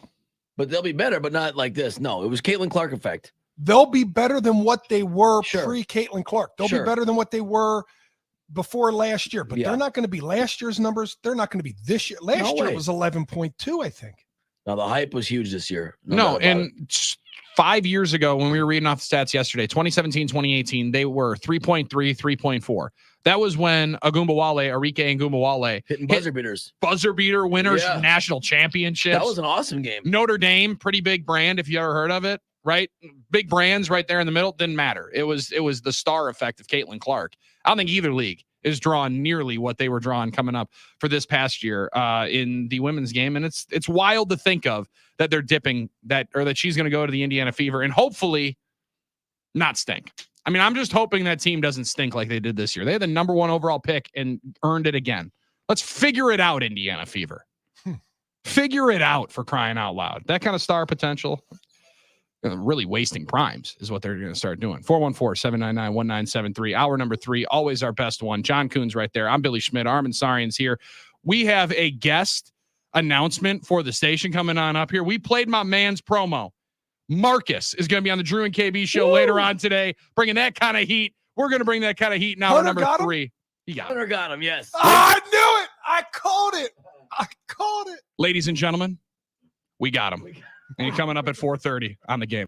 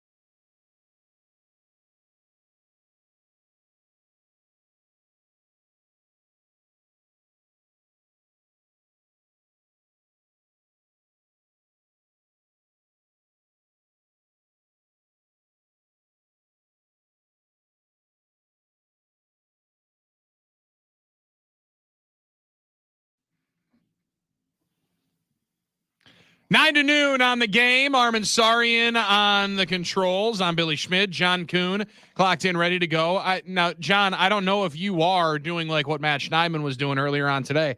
Schneid's wasted no time. He's already got his flight booked. He already worked in on finding out that there's a media hotel that he has to stay at, so he's not even booking the hotel. You're not worried about this, right? I mean, you got team charter or as many Packer fans got to go and enjoy London with you. Somebody's going to make their trip on out here. We appreciate that you are going to be representing the station out in Brazil, rocking one of those nice. Tim Scott just told us that he's going to get you some new station gear to wear down there, if that's cool. It's Brazil. It's going to be hot. Are they tank tops? What are they? So what I told him is, as long as we get just one of those nice, 97.3 the game logos with the Packer G on it, there's enough spot on one of those Borat suits that we could just throw that sucker right there in the middle. Is that good? Right in the middle of the belly. Right in the middle of the belly. Where the belly button goes. Just before it splits on up. That's where we were going to put it, right there, just above the navel. I've been looking to see I didn't want to think about that. I've been looking to see if there's Brazilian themed Packer fan gear, like of the Brazilian fan club down there. I want to know if there's Packer fan stuff with the Brazil. I think it'd be pretty cool. I've been looking around to see if there's anything like that. I'm getting really into this Packers Brazil thing, but like the fan club, the fan interest.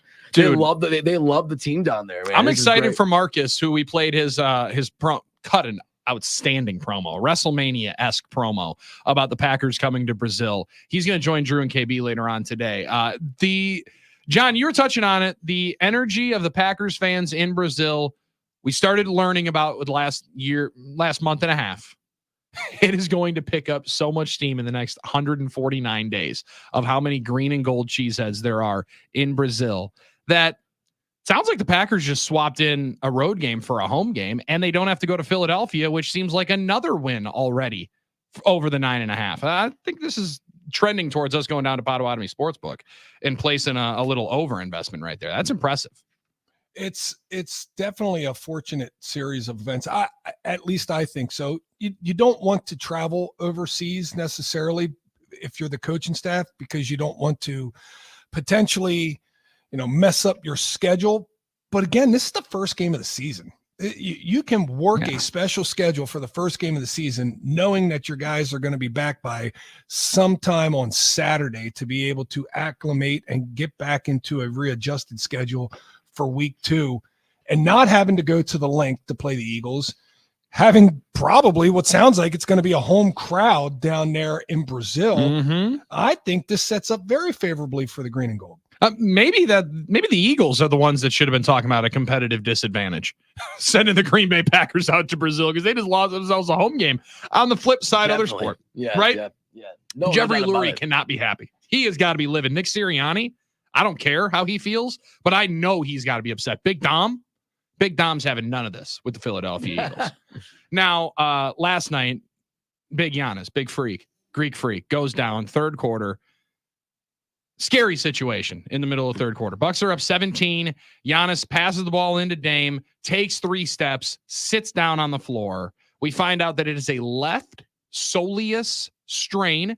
That is the muscle in your calf that most closely encompasses and circles around the Achilles tendon.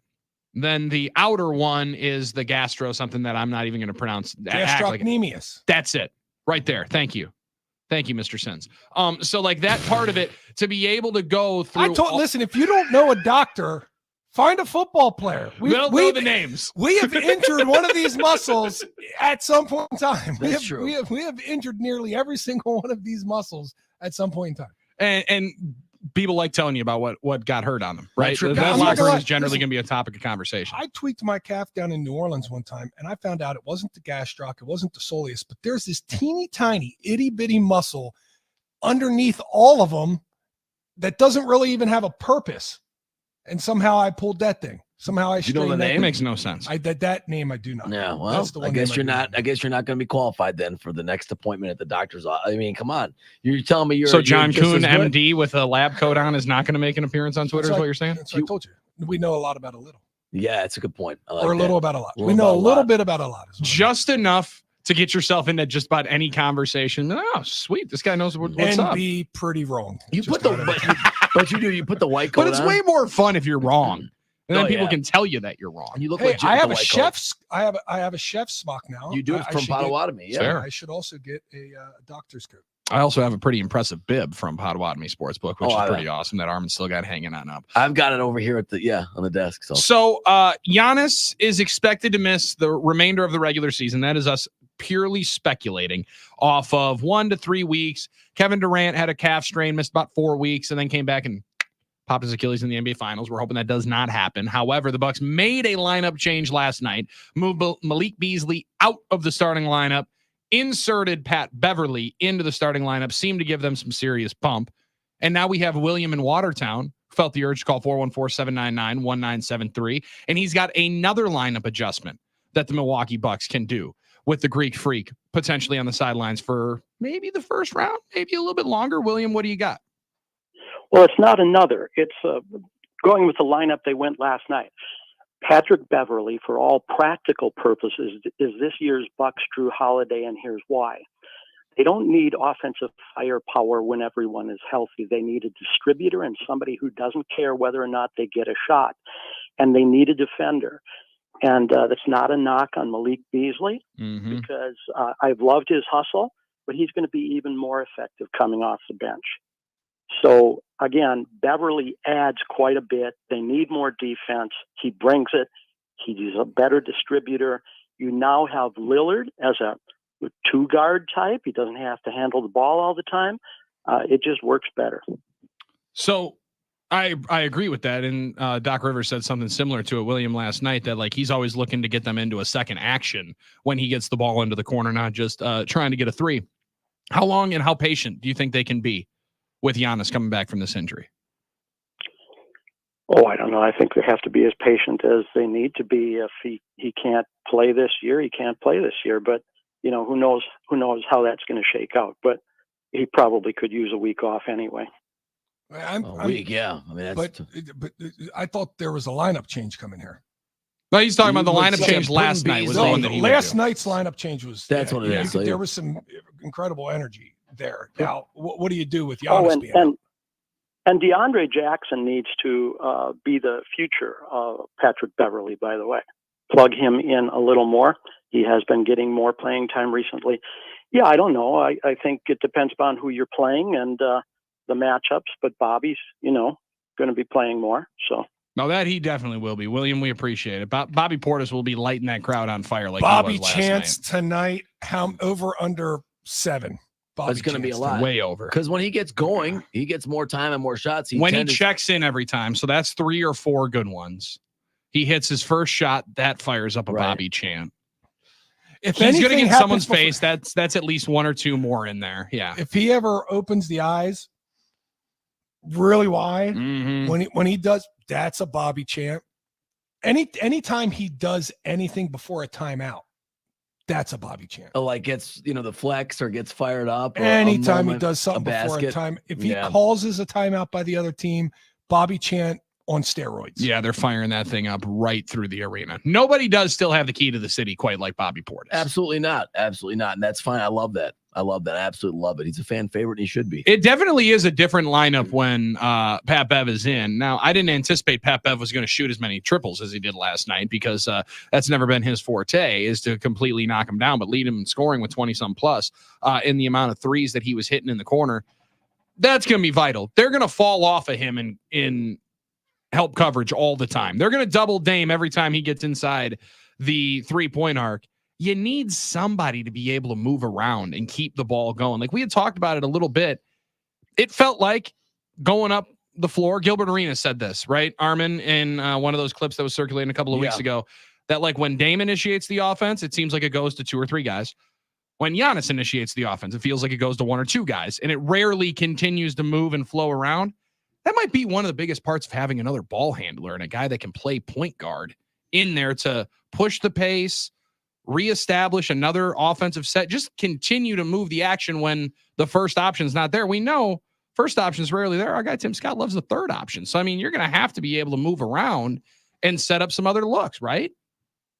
Not Yeah. one laugh out of the third option. No, I got it. I didn't even get a chuckle out of Me you. and Armin looked at You each jokers other. got to be kidding Well, me. what am I gonna do? Laugh on air? I gotta, what if Tim's listening? And I laugh on Holy air. cow. And You he only said, played the Armin. damn drop on the show 400 Well, times. I understand that. I'm just okay. It was funny. I don't want to. We looked at each other. Me and Armin, I don't want to. we made eye contact. That was good enough for us. Oh, you gotta be looking out for. I mean, Tim and I got a site check today. I gotta make sure. Come on, no. And yes, you're correct. It's more. People forget about Patrick Beverly. I don't know how many times I've said it. Probably a million. Here we go. Now you People got it. Here we forget go. Now we're that back he at it. was known as a scorer. I mean, he didn't make. People don't think of him as Mr. a 94 scorer. feet. Right. People don't think of him as a scorer because the way he carved out his career in the NBA was on defensive intensity, hustle, distribution, all that stuff. The pestiness of the defensive, being the hustle guy. But he was a great scorer in high school and in college at Arkansas. He outscored Derrick Rose his senior year in the city of Chicago. He was playing at the same time. People forget. Patrick Beverly can score the ball. Patrick Beverly can hit shots if he gets hot. He does have a scorer's mentality. He doesn't do it a lot, but it's not like he can't shoot or can't score. Like, you know what I mean? He's not like Dennis Rodman out there that doesn't know how to shoot. It's not one of those situations. But you get what I'm saying? He's Just not taking a stray at Rodman. He's not like a guy that doesn't That's know your how guy. to shoot. I'm just making a point. Maybe that's not the best What example. you mean is he's not PJ Tucker.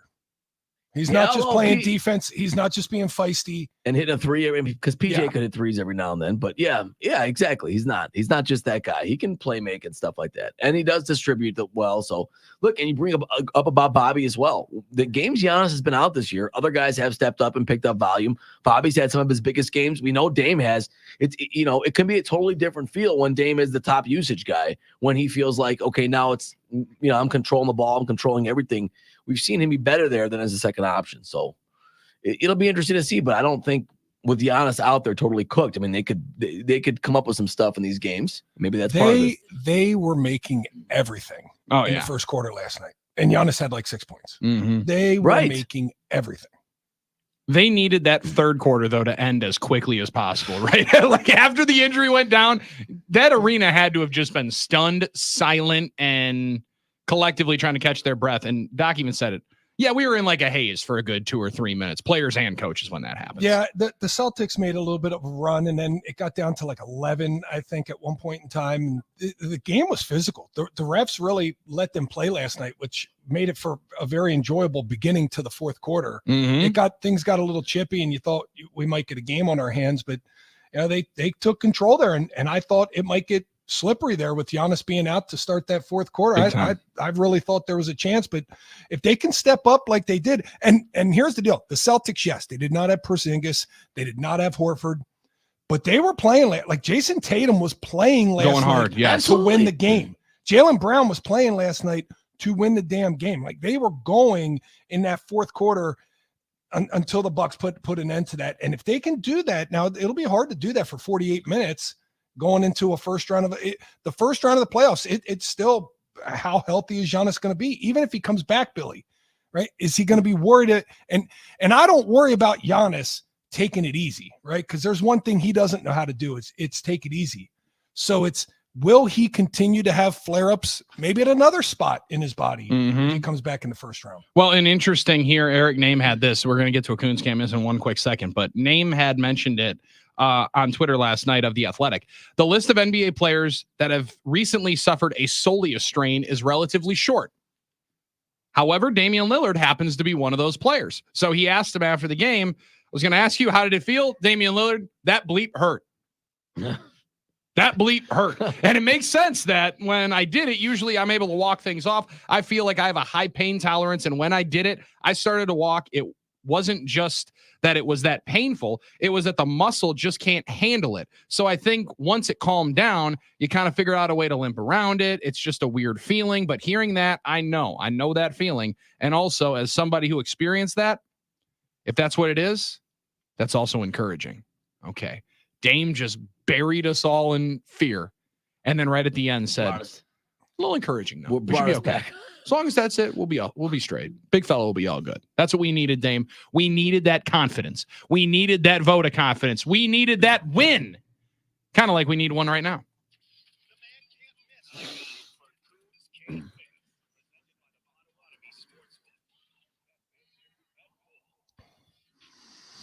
And if you're worried about the Milwaukee Bucks and you need a place to go cool down and maybe have a couple cold beverages and just relax and enjoy watching in a different way. Enjoy. We got 3 regular season games left.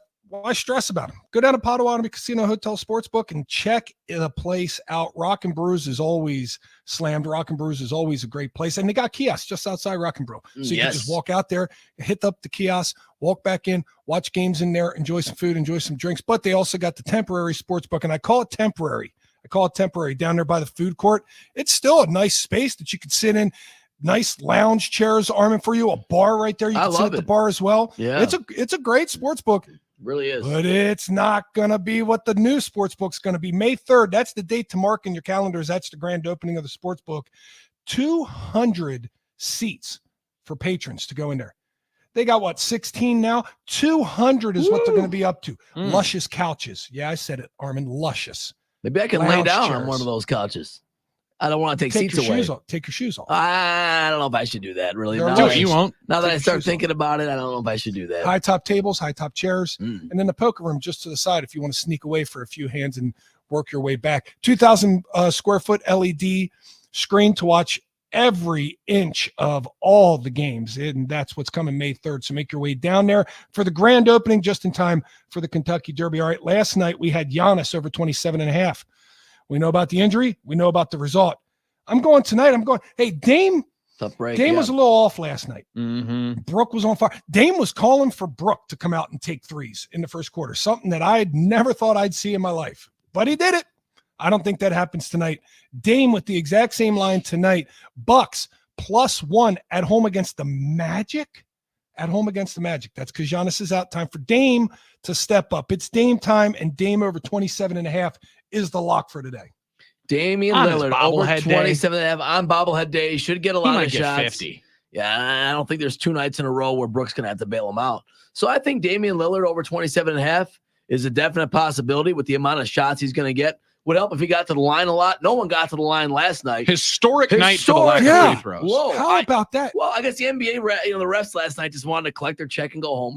We're not calling any fouls tonight, so quit asking. Not happening tonight, fellas. Free throws for the Bucks. The Celtics shot 0 free throws That's all night. the first time in NBA history NBA that a team hasn't shot a free throw. They didn't shoot a free throw. They were letting them play, baby. Jason Tatum was calling for a foul on every time. I'll tell you what, they just say quit asking, and it's a Fies logic. It's almost impossible that a team could not shoot 1 free throw in an entire NBA game. It's just remarkable that what was happening last night. I couldn't believe it. They did shoot 52 threes. I know, but still, there's no contact. I mean, if you shoot 52 threes, you're not going to have as much contact around the rim. And this is my point. Then that the regular season is not a precursor of what's going to happen in the playoffs. When you see a game like that, you're like, it's not going to be the same. So don't tell me you can predict what's going to happen. You don't think the Celtics are going to shoot 52 threes in a playoff game? I don't think it's going to be like that where they shoot 52 threes and there's no contact and no fouls called. No, I don't think that's how it's going to be. Well, there was contact. There was contact, but they weren't calling it. So I'm just making a point that these games are not indicative. There's never been a game before in NBA history that hasn't had at least 1 free throw for a team. Not the same game. Regular season and playoff. I'll just about guarantee you the Boston Celtics play a playoff game where they shoot 52 threes.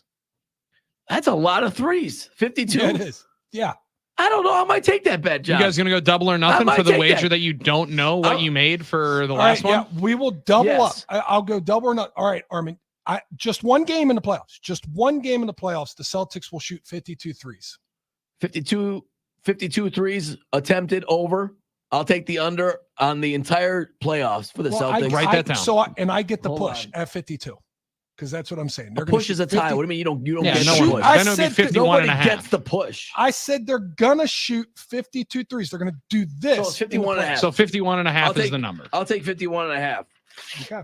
All right, so 51.5. Double or nothing, or bet that we don't know what it is. I like that Armin actually wrote this one down. Now, he did write it down on a sheet of paper, John, that he did spill coffee on in the first hour. It still works. It's dried. It's dried now? 51.5 threes attempted Celtics in playoff game. Yeah, he's throwing that away in 20 minutes. No, I'm going to put it up right. Everyone can see it.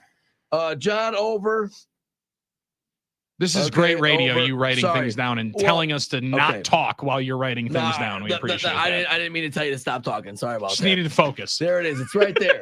Everyone can see it's an official There we go. ticket. Yeah, I totally saw that. I can't wait for Armin to go to this site check, and they're going to be, who smells like coffee? Why do you smell like coffee at this site? Well, I All spilled over it on the me. place. Spilled it on me in the 9 o'clock hour. Yeah, all over the place. Yeah, It we're was, clean- it was, we it clean- was a I- bad I situation. cleaned everything up. We're fine. It was Thanks for the okay. help. It was okay. Not only Celtics, first team in NBA history to not attempt a free throw. Bucks media had the Bucks committing just 4 fouls, the fewest by a team in NBA history in a game. Doc Rivers said that last night, Adam Silver's favorite game, hour and 57 minutes of game time. I didn't know he was Rob Manfred. Or you I wanted didn't know to he cook just at the wanted the pace. quickest game as possible. Hey, it was cool by me. I got home quick. Right? That works Oh, yeah. out. Works on out. And we're I going to think- grab our. What? Well, I think you get well, wait a minute. You pay ticket to go to the game, you get less entertainment time. I mean, you're expecting 2.5 hours. Other a game. than Giannis's injury last night, I was perfectly entertained. Yeah. All right, then fair perfectly. enough. Then I'll that's fine then. Okay, I'll believe you on that. Yeah, you sit on your hands over there. All right. Quiet down. Don't worry, I'm What are we gonna win talking this about here? bet, double or nothing. Double or nothing, winning the bet. He doesn't know what the stakes are, but it don't matter. He just wants a W like you got in Coons Can't Miss over 27.5 for Damian Lillard tonight against the Orlando Magic on his bobblehead game on Fan Appreciation Night, final regular season game at Fiserv Forum tonight. Not the final segment of 9 to noon. Coming up here on the other side, we ever going to see a three-peat again? We going to see one more three-peat? We got 2 chances at it in the 2024 championship season. We'll decide it right after this, 9 to noon on the game.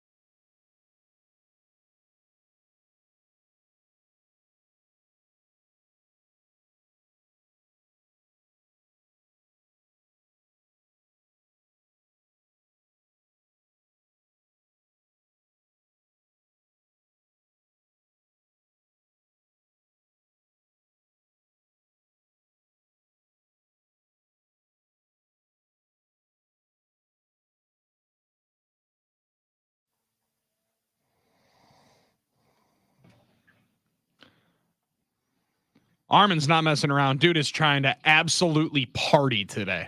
Oh yeah. I don't care. That's Why what not? I'm talking about on a wide open Wednesday. We're going to Brazil. The Bucks won a game last We're not night. going to Brazil. Well, the we as in Packers Nation.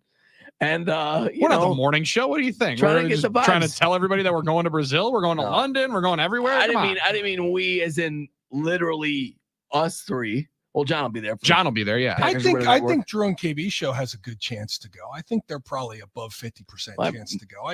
They have Mike Heller poll Packers today. Brazil on today. Yeah, they do. Right? They have Marcus.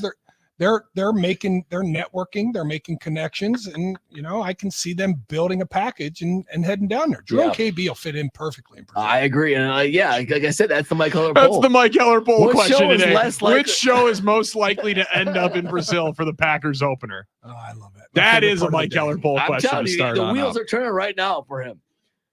He tossed you into the question yesterday. I love that. He did. I appreciated that. I felt like an honor when I get into a Mike Heller question.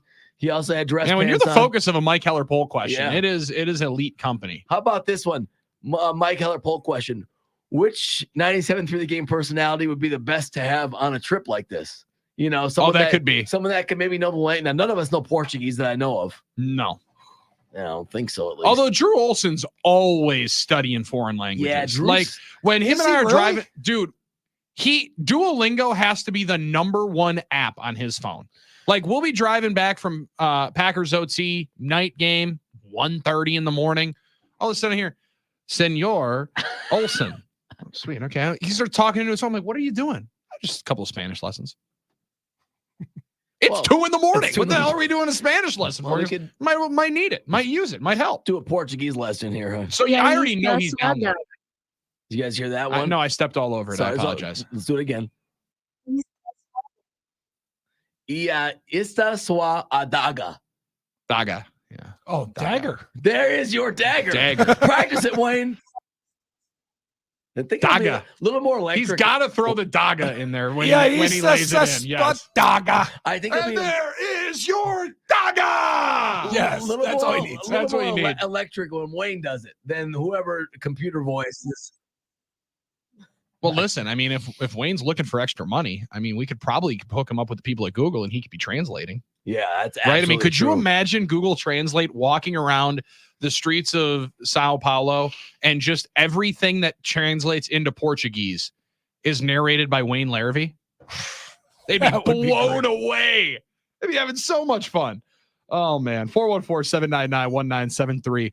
We got to watch last 2 nights ago, John, and you kind of threw this out here today, and I really liked it because in the midst of the coaching move with Arkansas, Kentucky, we had to quickly flip to, is Dan Hurley going to be the coach at UConn yesterday? He's on the Pat McAfee show on their bus saying, I'm sitting next to my wife. All right, guys, I'm not leaving. I'm not going anywhere else because she's going to kill me if I go somewhere else. UConn, back-to-back national champions. Kansas City Chiefs, back-to-back Super Bowl champions. Are we going to see a three-peat here coming up in 24 or 25, or is this our last chance to? This might be one of our best chances to see somebody three-peat. It's so hard to see that nowadays in sports, and it's hard to repeat. They talk about the bullseye being on your back for an entire season, and we got it twice with 2 teams here in the Chiefs and the UConn Huskies. Which team do you think has the better chance? I mean, it's so hard in the NFL. It's so hard in the NFL. But how many guys at UConn are going to be there again next year? Well, Castle's going pro. For sure, I think Klingon's going to go pro. I'd be stunned if he didn't go. I think Cam Spencer's done, right? I think yeah, this he was a senior. So there you go. 3 of their biggest starters. I think Tristan Newton is going to be probably gone as well. I'm not 100% sure, but he was the best player that, he won the award for best in the tournament. I'm not sure what his eligibility is right now. I think he's almost either out of it or he's going to try and go pro. They might have a whole new starting lineup. Caravan might be back. So they are going to attempt to do next year exactly what they did this year. Take Right. a starting roster going to the NBA or graduating or potentially transfer portal if there's any of them out there, and make a whole new roster just like they did this year. I think so, yeah. To go and win another national championship. I mean, think about that feat. That would be one of the more impressive feats in recent sports history that maybe all sports history that I could ever think of, to win a 3rd national championship with all intents and purposes, 3 different starting lineups back to back to back. Yeah, that it would be be. incredible. That's got to be more difficult than the Chiefs, which I look at and I think I can never count Patrick Mahomes out. I'll never do it. I'll never do it. But a three-peat in the NFL, wow. I mean, we haven't seen that for quite some time. Yeah, I mean, we've never seen somebody do it in the Super Bowl era. Obviously, Packers the last to do it just in NFL championship in terms of like, but to see, and a lot of times you would assume basketball would be the game, John, that you could see the one star of the league, the best player, dominate enough to carry you back to that, kind of like what we thought of Zach Edey being able to do for the Purdue Boilermakers, what we thought maybe Caitlin Clark could do for the Iowa Huskies or the Iowa Hawkeyes. Neither of them were able to get home, right? But like in the NFL, the most important position, maybe that is the easier spot to actually see it, because rarely did I think a professional sport was going to have less turnover than the UConn Huskies were going to, but they're going to have kind of carte blanche, I would assume, with a bunch of different great transfers that want to come in. Maybe it is easier to do that than it is to go with, hey, we got Travis Kelce, Patrick Mahomes, Chris Jones, and everybody else. Let's just go on out there and see what we can do. Right. Those are the headliners, but everything around that Chiefs team will kind of stay somewhat similar, right? They didn't lose a ton outside of Snead and a couple other auxiliary pieces, it seemed like. MVS. And yeah, they will be fine. Re-signing Chris Jones was their key. That was it. And I thought that was going to be trouble for them last year when he held out the first game of the regular season. He came back and he made it was the Chiefs defense really that carried him through the season. And when you say that, and there's Patrick Mahomes, you got to think, man, you're in a pretty good spot. But I'm not discounting the UConn Huskies. They got 4 guys this year that were essentially on their bench last year to step up and play incredible basketball and go all the way to another championship. I mean, that's impressive.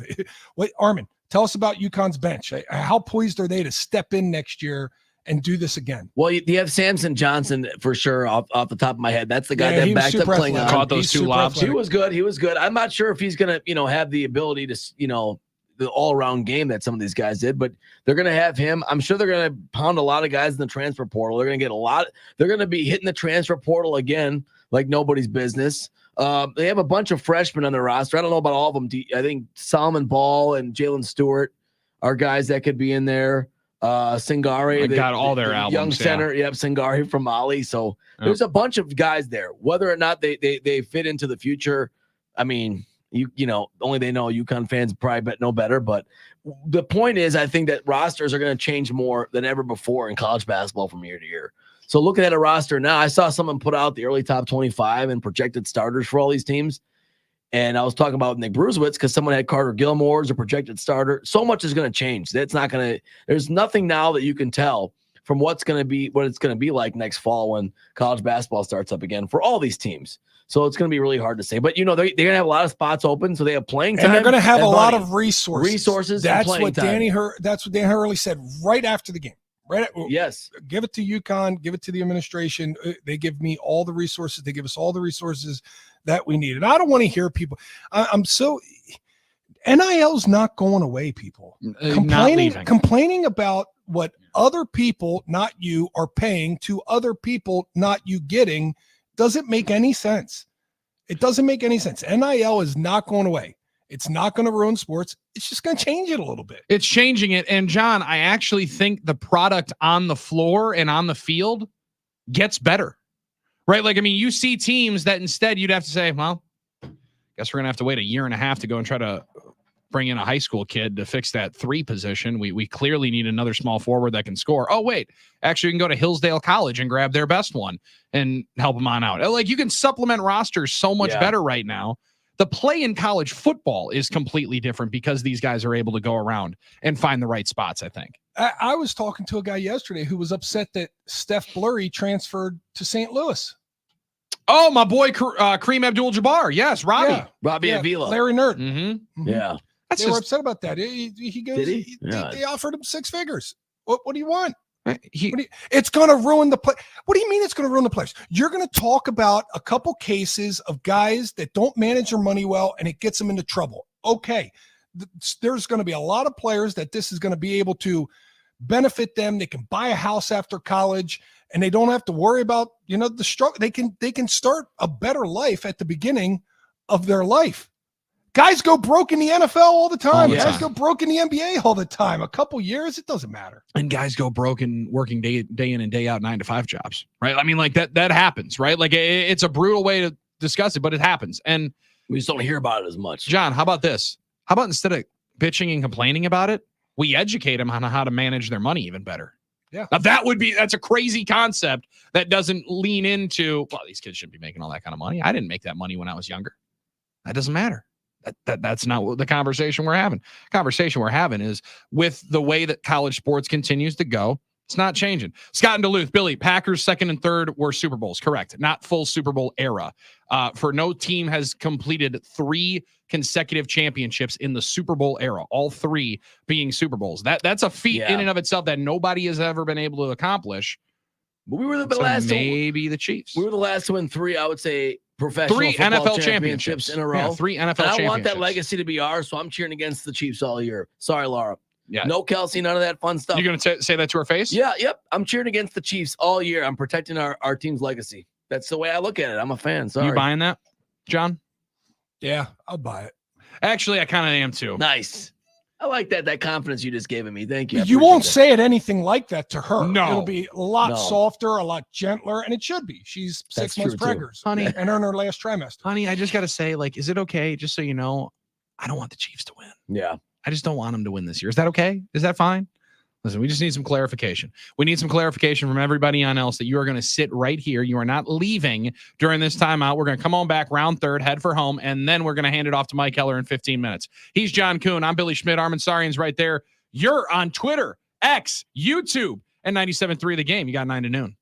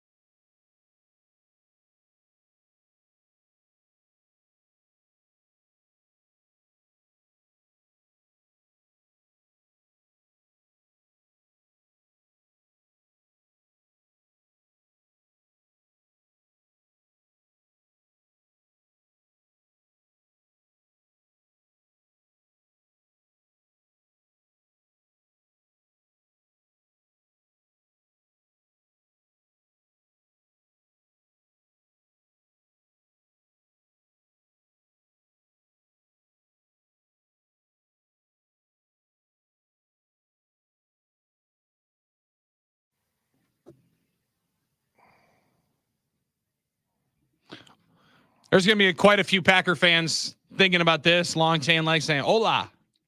Or maybe just swinging and missing if they go down to Brazil, hanging out first week in September. Well, You didn't think that?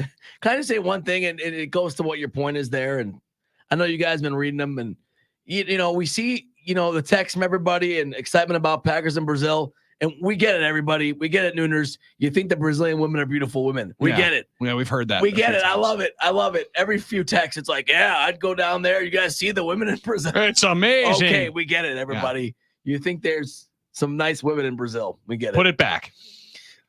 That's the real reason why Take the Armin's tent down, put it going to back. be stuck in the studio. Not that he, you know, you could probably figure out how to do it. Tony, you know, Creek called earlier to tell me that he had a neighbor that was Brazilian, Really? and he was really excited about that. That's all I'm going to say. Okay. Okay. So- Sounds like there's way more to that conversation He than just I would said have loved to he hear. just talked Yeah. about how you got to get to Brazil. You can see the, you know, great You can see what? just see is he the scenery, as Scottie Pippen once said about Monte Carlo. Check out the scenery. Check out the scenery a You little know. bit. I love that. I also love that we've had plenty of people message on in, enjoying the day, like John in Green Bay. He was peppering with some questions. He said, sorry, Armin, just having a terrible day. Great show. Have a great day. John, you have a great day. You too. And man. you have a great day. Right? Fellas, turn this around. You have a great day. Thank you. This is a Appreciate that. Wednesday. We are Appreciate that. turning everything around for the week right now. Right now. Right now, everything flips and it's all better. It's all up from here for the rest of the week. We're going to get better news from Giannis about Giannis later on today when Doc Rivers talks, right? Brewers are going to beat the Cincinnati Reds because, come on, they just dubbed them yesterday. Probably going to do it again here tonight. That was great, by the way. Stay hot, Yelly. Stay hot. Why not? 2 hits again. Hey, where's the Yelly watch? Actually, B-Rad's Oh been yeah, posting he's it. on there. He's out there. We got Yelly watch here. He's been posting the Yelly watch, so The I Yelly watch- appreciate that. Yeah, Okay. he's been on one. I love that. B-Rad, if you did that for all 9 players in the starting lineup, that would be fantastic. Yeah, We can everybody. appreciate that. Where's the Willie watch? Give me a Willie watch. At least he's keeping it. He's keeping it real and consistent. Because I would have been on B-Rad all day if he didn't post them when he's actually playing. Oh, I know you were waiting to be stomping on some of these Yelich haters. Because B-Rad last year, it seemed like he had a little bit of an agenda, and he only wanted to talk about him not hitting well. And let's not only say B-Rad was the one with the agenda. A lot Oh, of yeah. Brewers fans had that agenda with Christian Yelich last year. It's a good start though. He's batting 324, 4 homers already. OPS 1116, which is an absurd number, but obviously that's not going to stay there. Obviously, What, but, what do you mean? Obviously. well, I shouldn't say With that. that attitude. Has he not done that before? He did it one season. He had an 1100 OPS. So for the who's year. to say he can't do it again? You know what I said? The that I was swing wrong. I change, was wrong. Armin. You're Maybe right. he's perfectly healthy again. Maybe for the first time he feels back to normal, and he's got that swing change. What happened in that swing change? A toe tap, correct? It was a toe tap. He went toe tap last year to try to slow him or to get quicker into the baseball. More than anything, John, I think the health is a part of it. I mean, like, I do struggle to think that you're playing the same way after you've swung before he takes that at bat in Miami in 2019, cracks his kneecap. He swung a baseball bat 20,000 times at least in his life.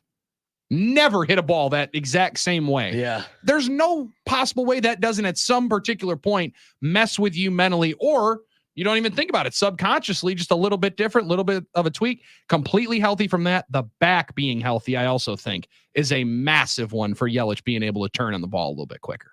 Yeah, I agree. I'm having fun, and I've been marked as a Yelich detractor in the past as well. But you bring up honesty about a former MVP, and people get some feeling a certain way about it. That's for sure. That's true. That's for sure. That's just the honest to God's truth. But I am for one, am super fired up, and I hope he does it again, Armin. 1100 OPS, Well, of course, because there's only one stat that is more valuable to you than OPS, and that is WAR plus. Yeah. And that's going to be a huge WAR plus that he's going to have right there. Are you kidding me? What's interesting is, he should have a good His one. weighted runs created plus, WRC plus, has right. got to be unreal right now. It's got to be. I haven't checked it, but it's got to be good. What's interesting is yesterday he hit a double. That was his first non-homer extra base hit of the year. Stupid. Yeah. It's a ridiculous stat. He's still 50-1 at Potawatomi Hotel Casino Sportsbook to win the MVP. Might not be a bad time. Open to the season at pick up some 66-1. Yeah. Still sitting there at 50-1. Might not be a bad time. Lot of value right there if you think Christian Yelich could hold this thing forward for. It's only 5.5 more months. Yeah. Come on, it's nothing. It's only 150 more games. Come on, just keep doing what you're doing. It should be okay. Should we rest him now to run the clock out and just he can finish the year with those numbers? I'm just kidding. I'm just kidding. Okay. No, we're not going to shake Gilgeous-Alexander his MVP case and just tank it with 2 weeks to go. Guys, fantastic show today. Congratulations, all the cheeseheads down in Brazil. We are fired on up to send our representative John Kuhn on down there to Packers and Eagles first week of the NFL season. For John Kuhn, for Armin Sari, and I'm Billy Schmid. We're going to hand it off to Heller tomorrow. Best one. Tomorrow, Thursday, fellas. Going to be our best show of the week. I can already feel it. We're going to be better tomorrow. We're 9 to noon on the game.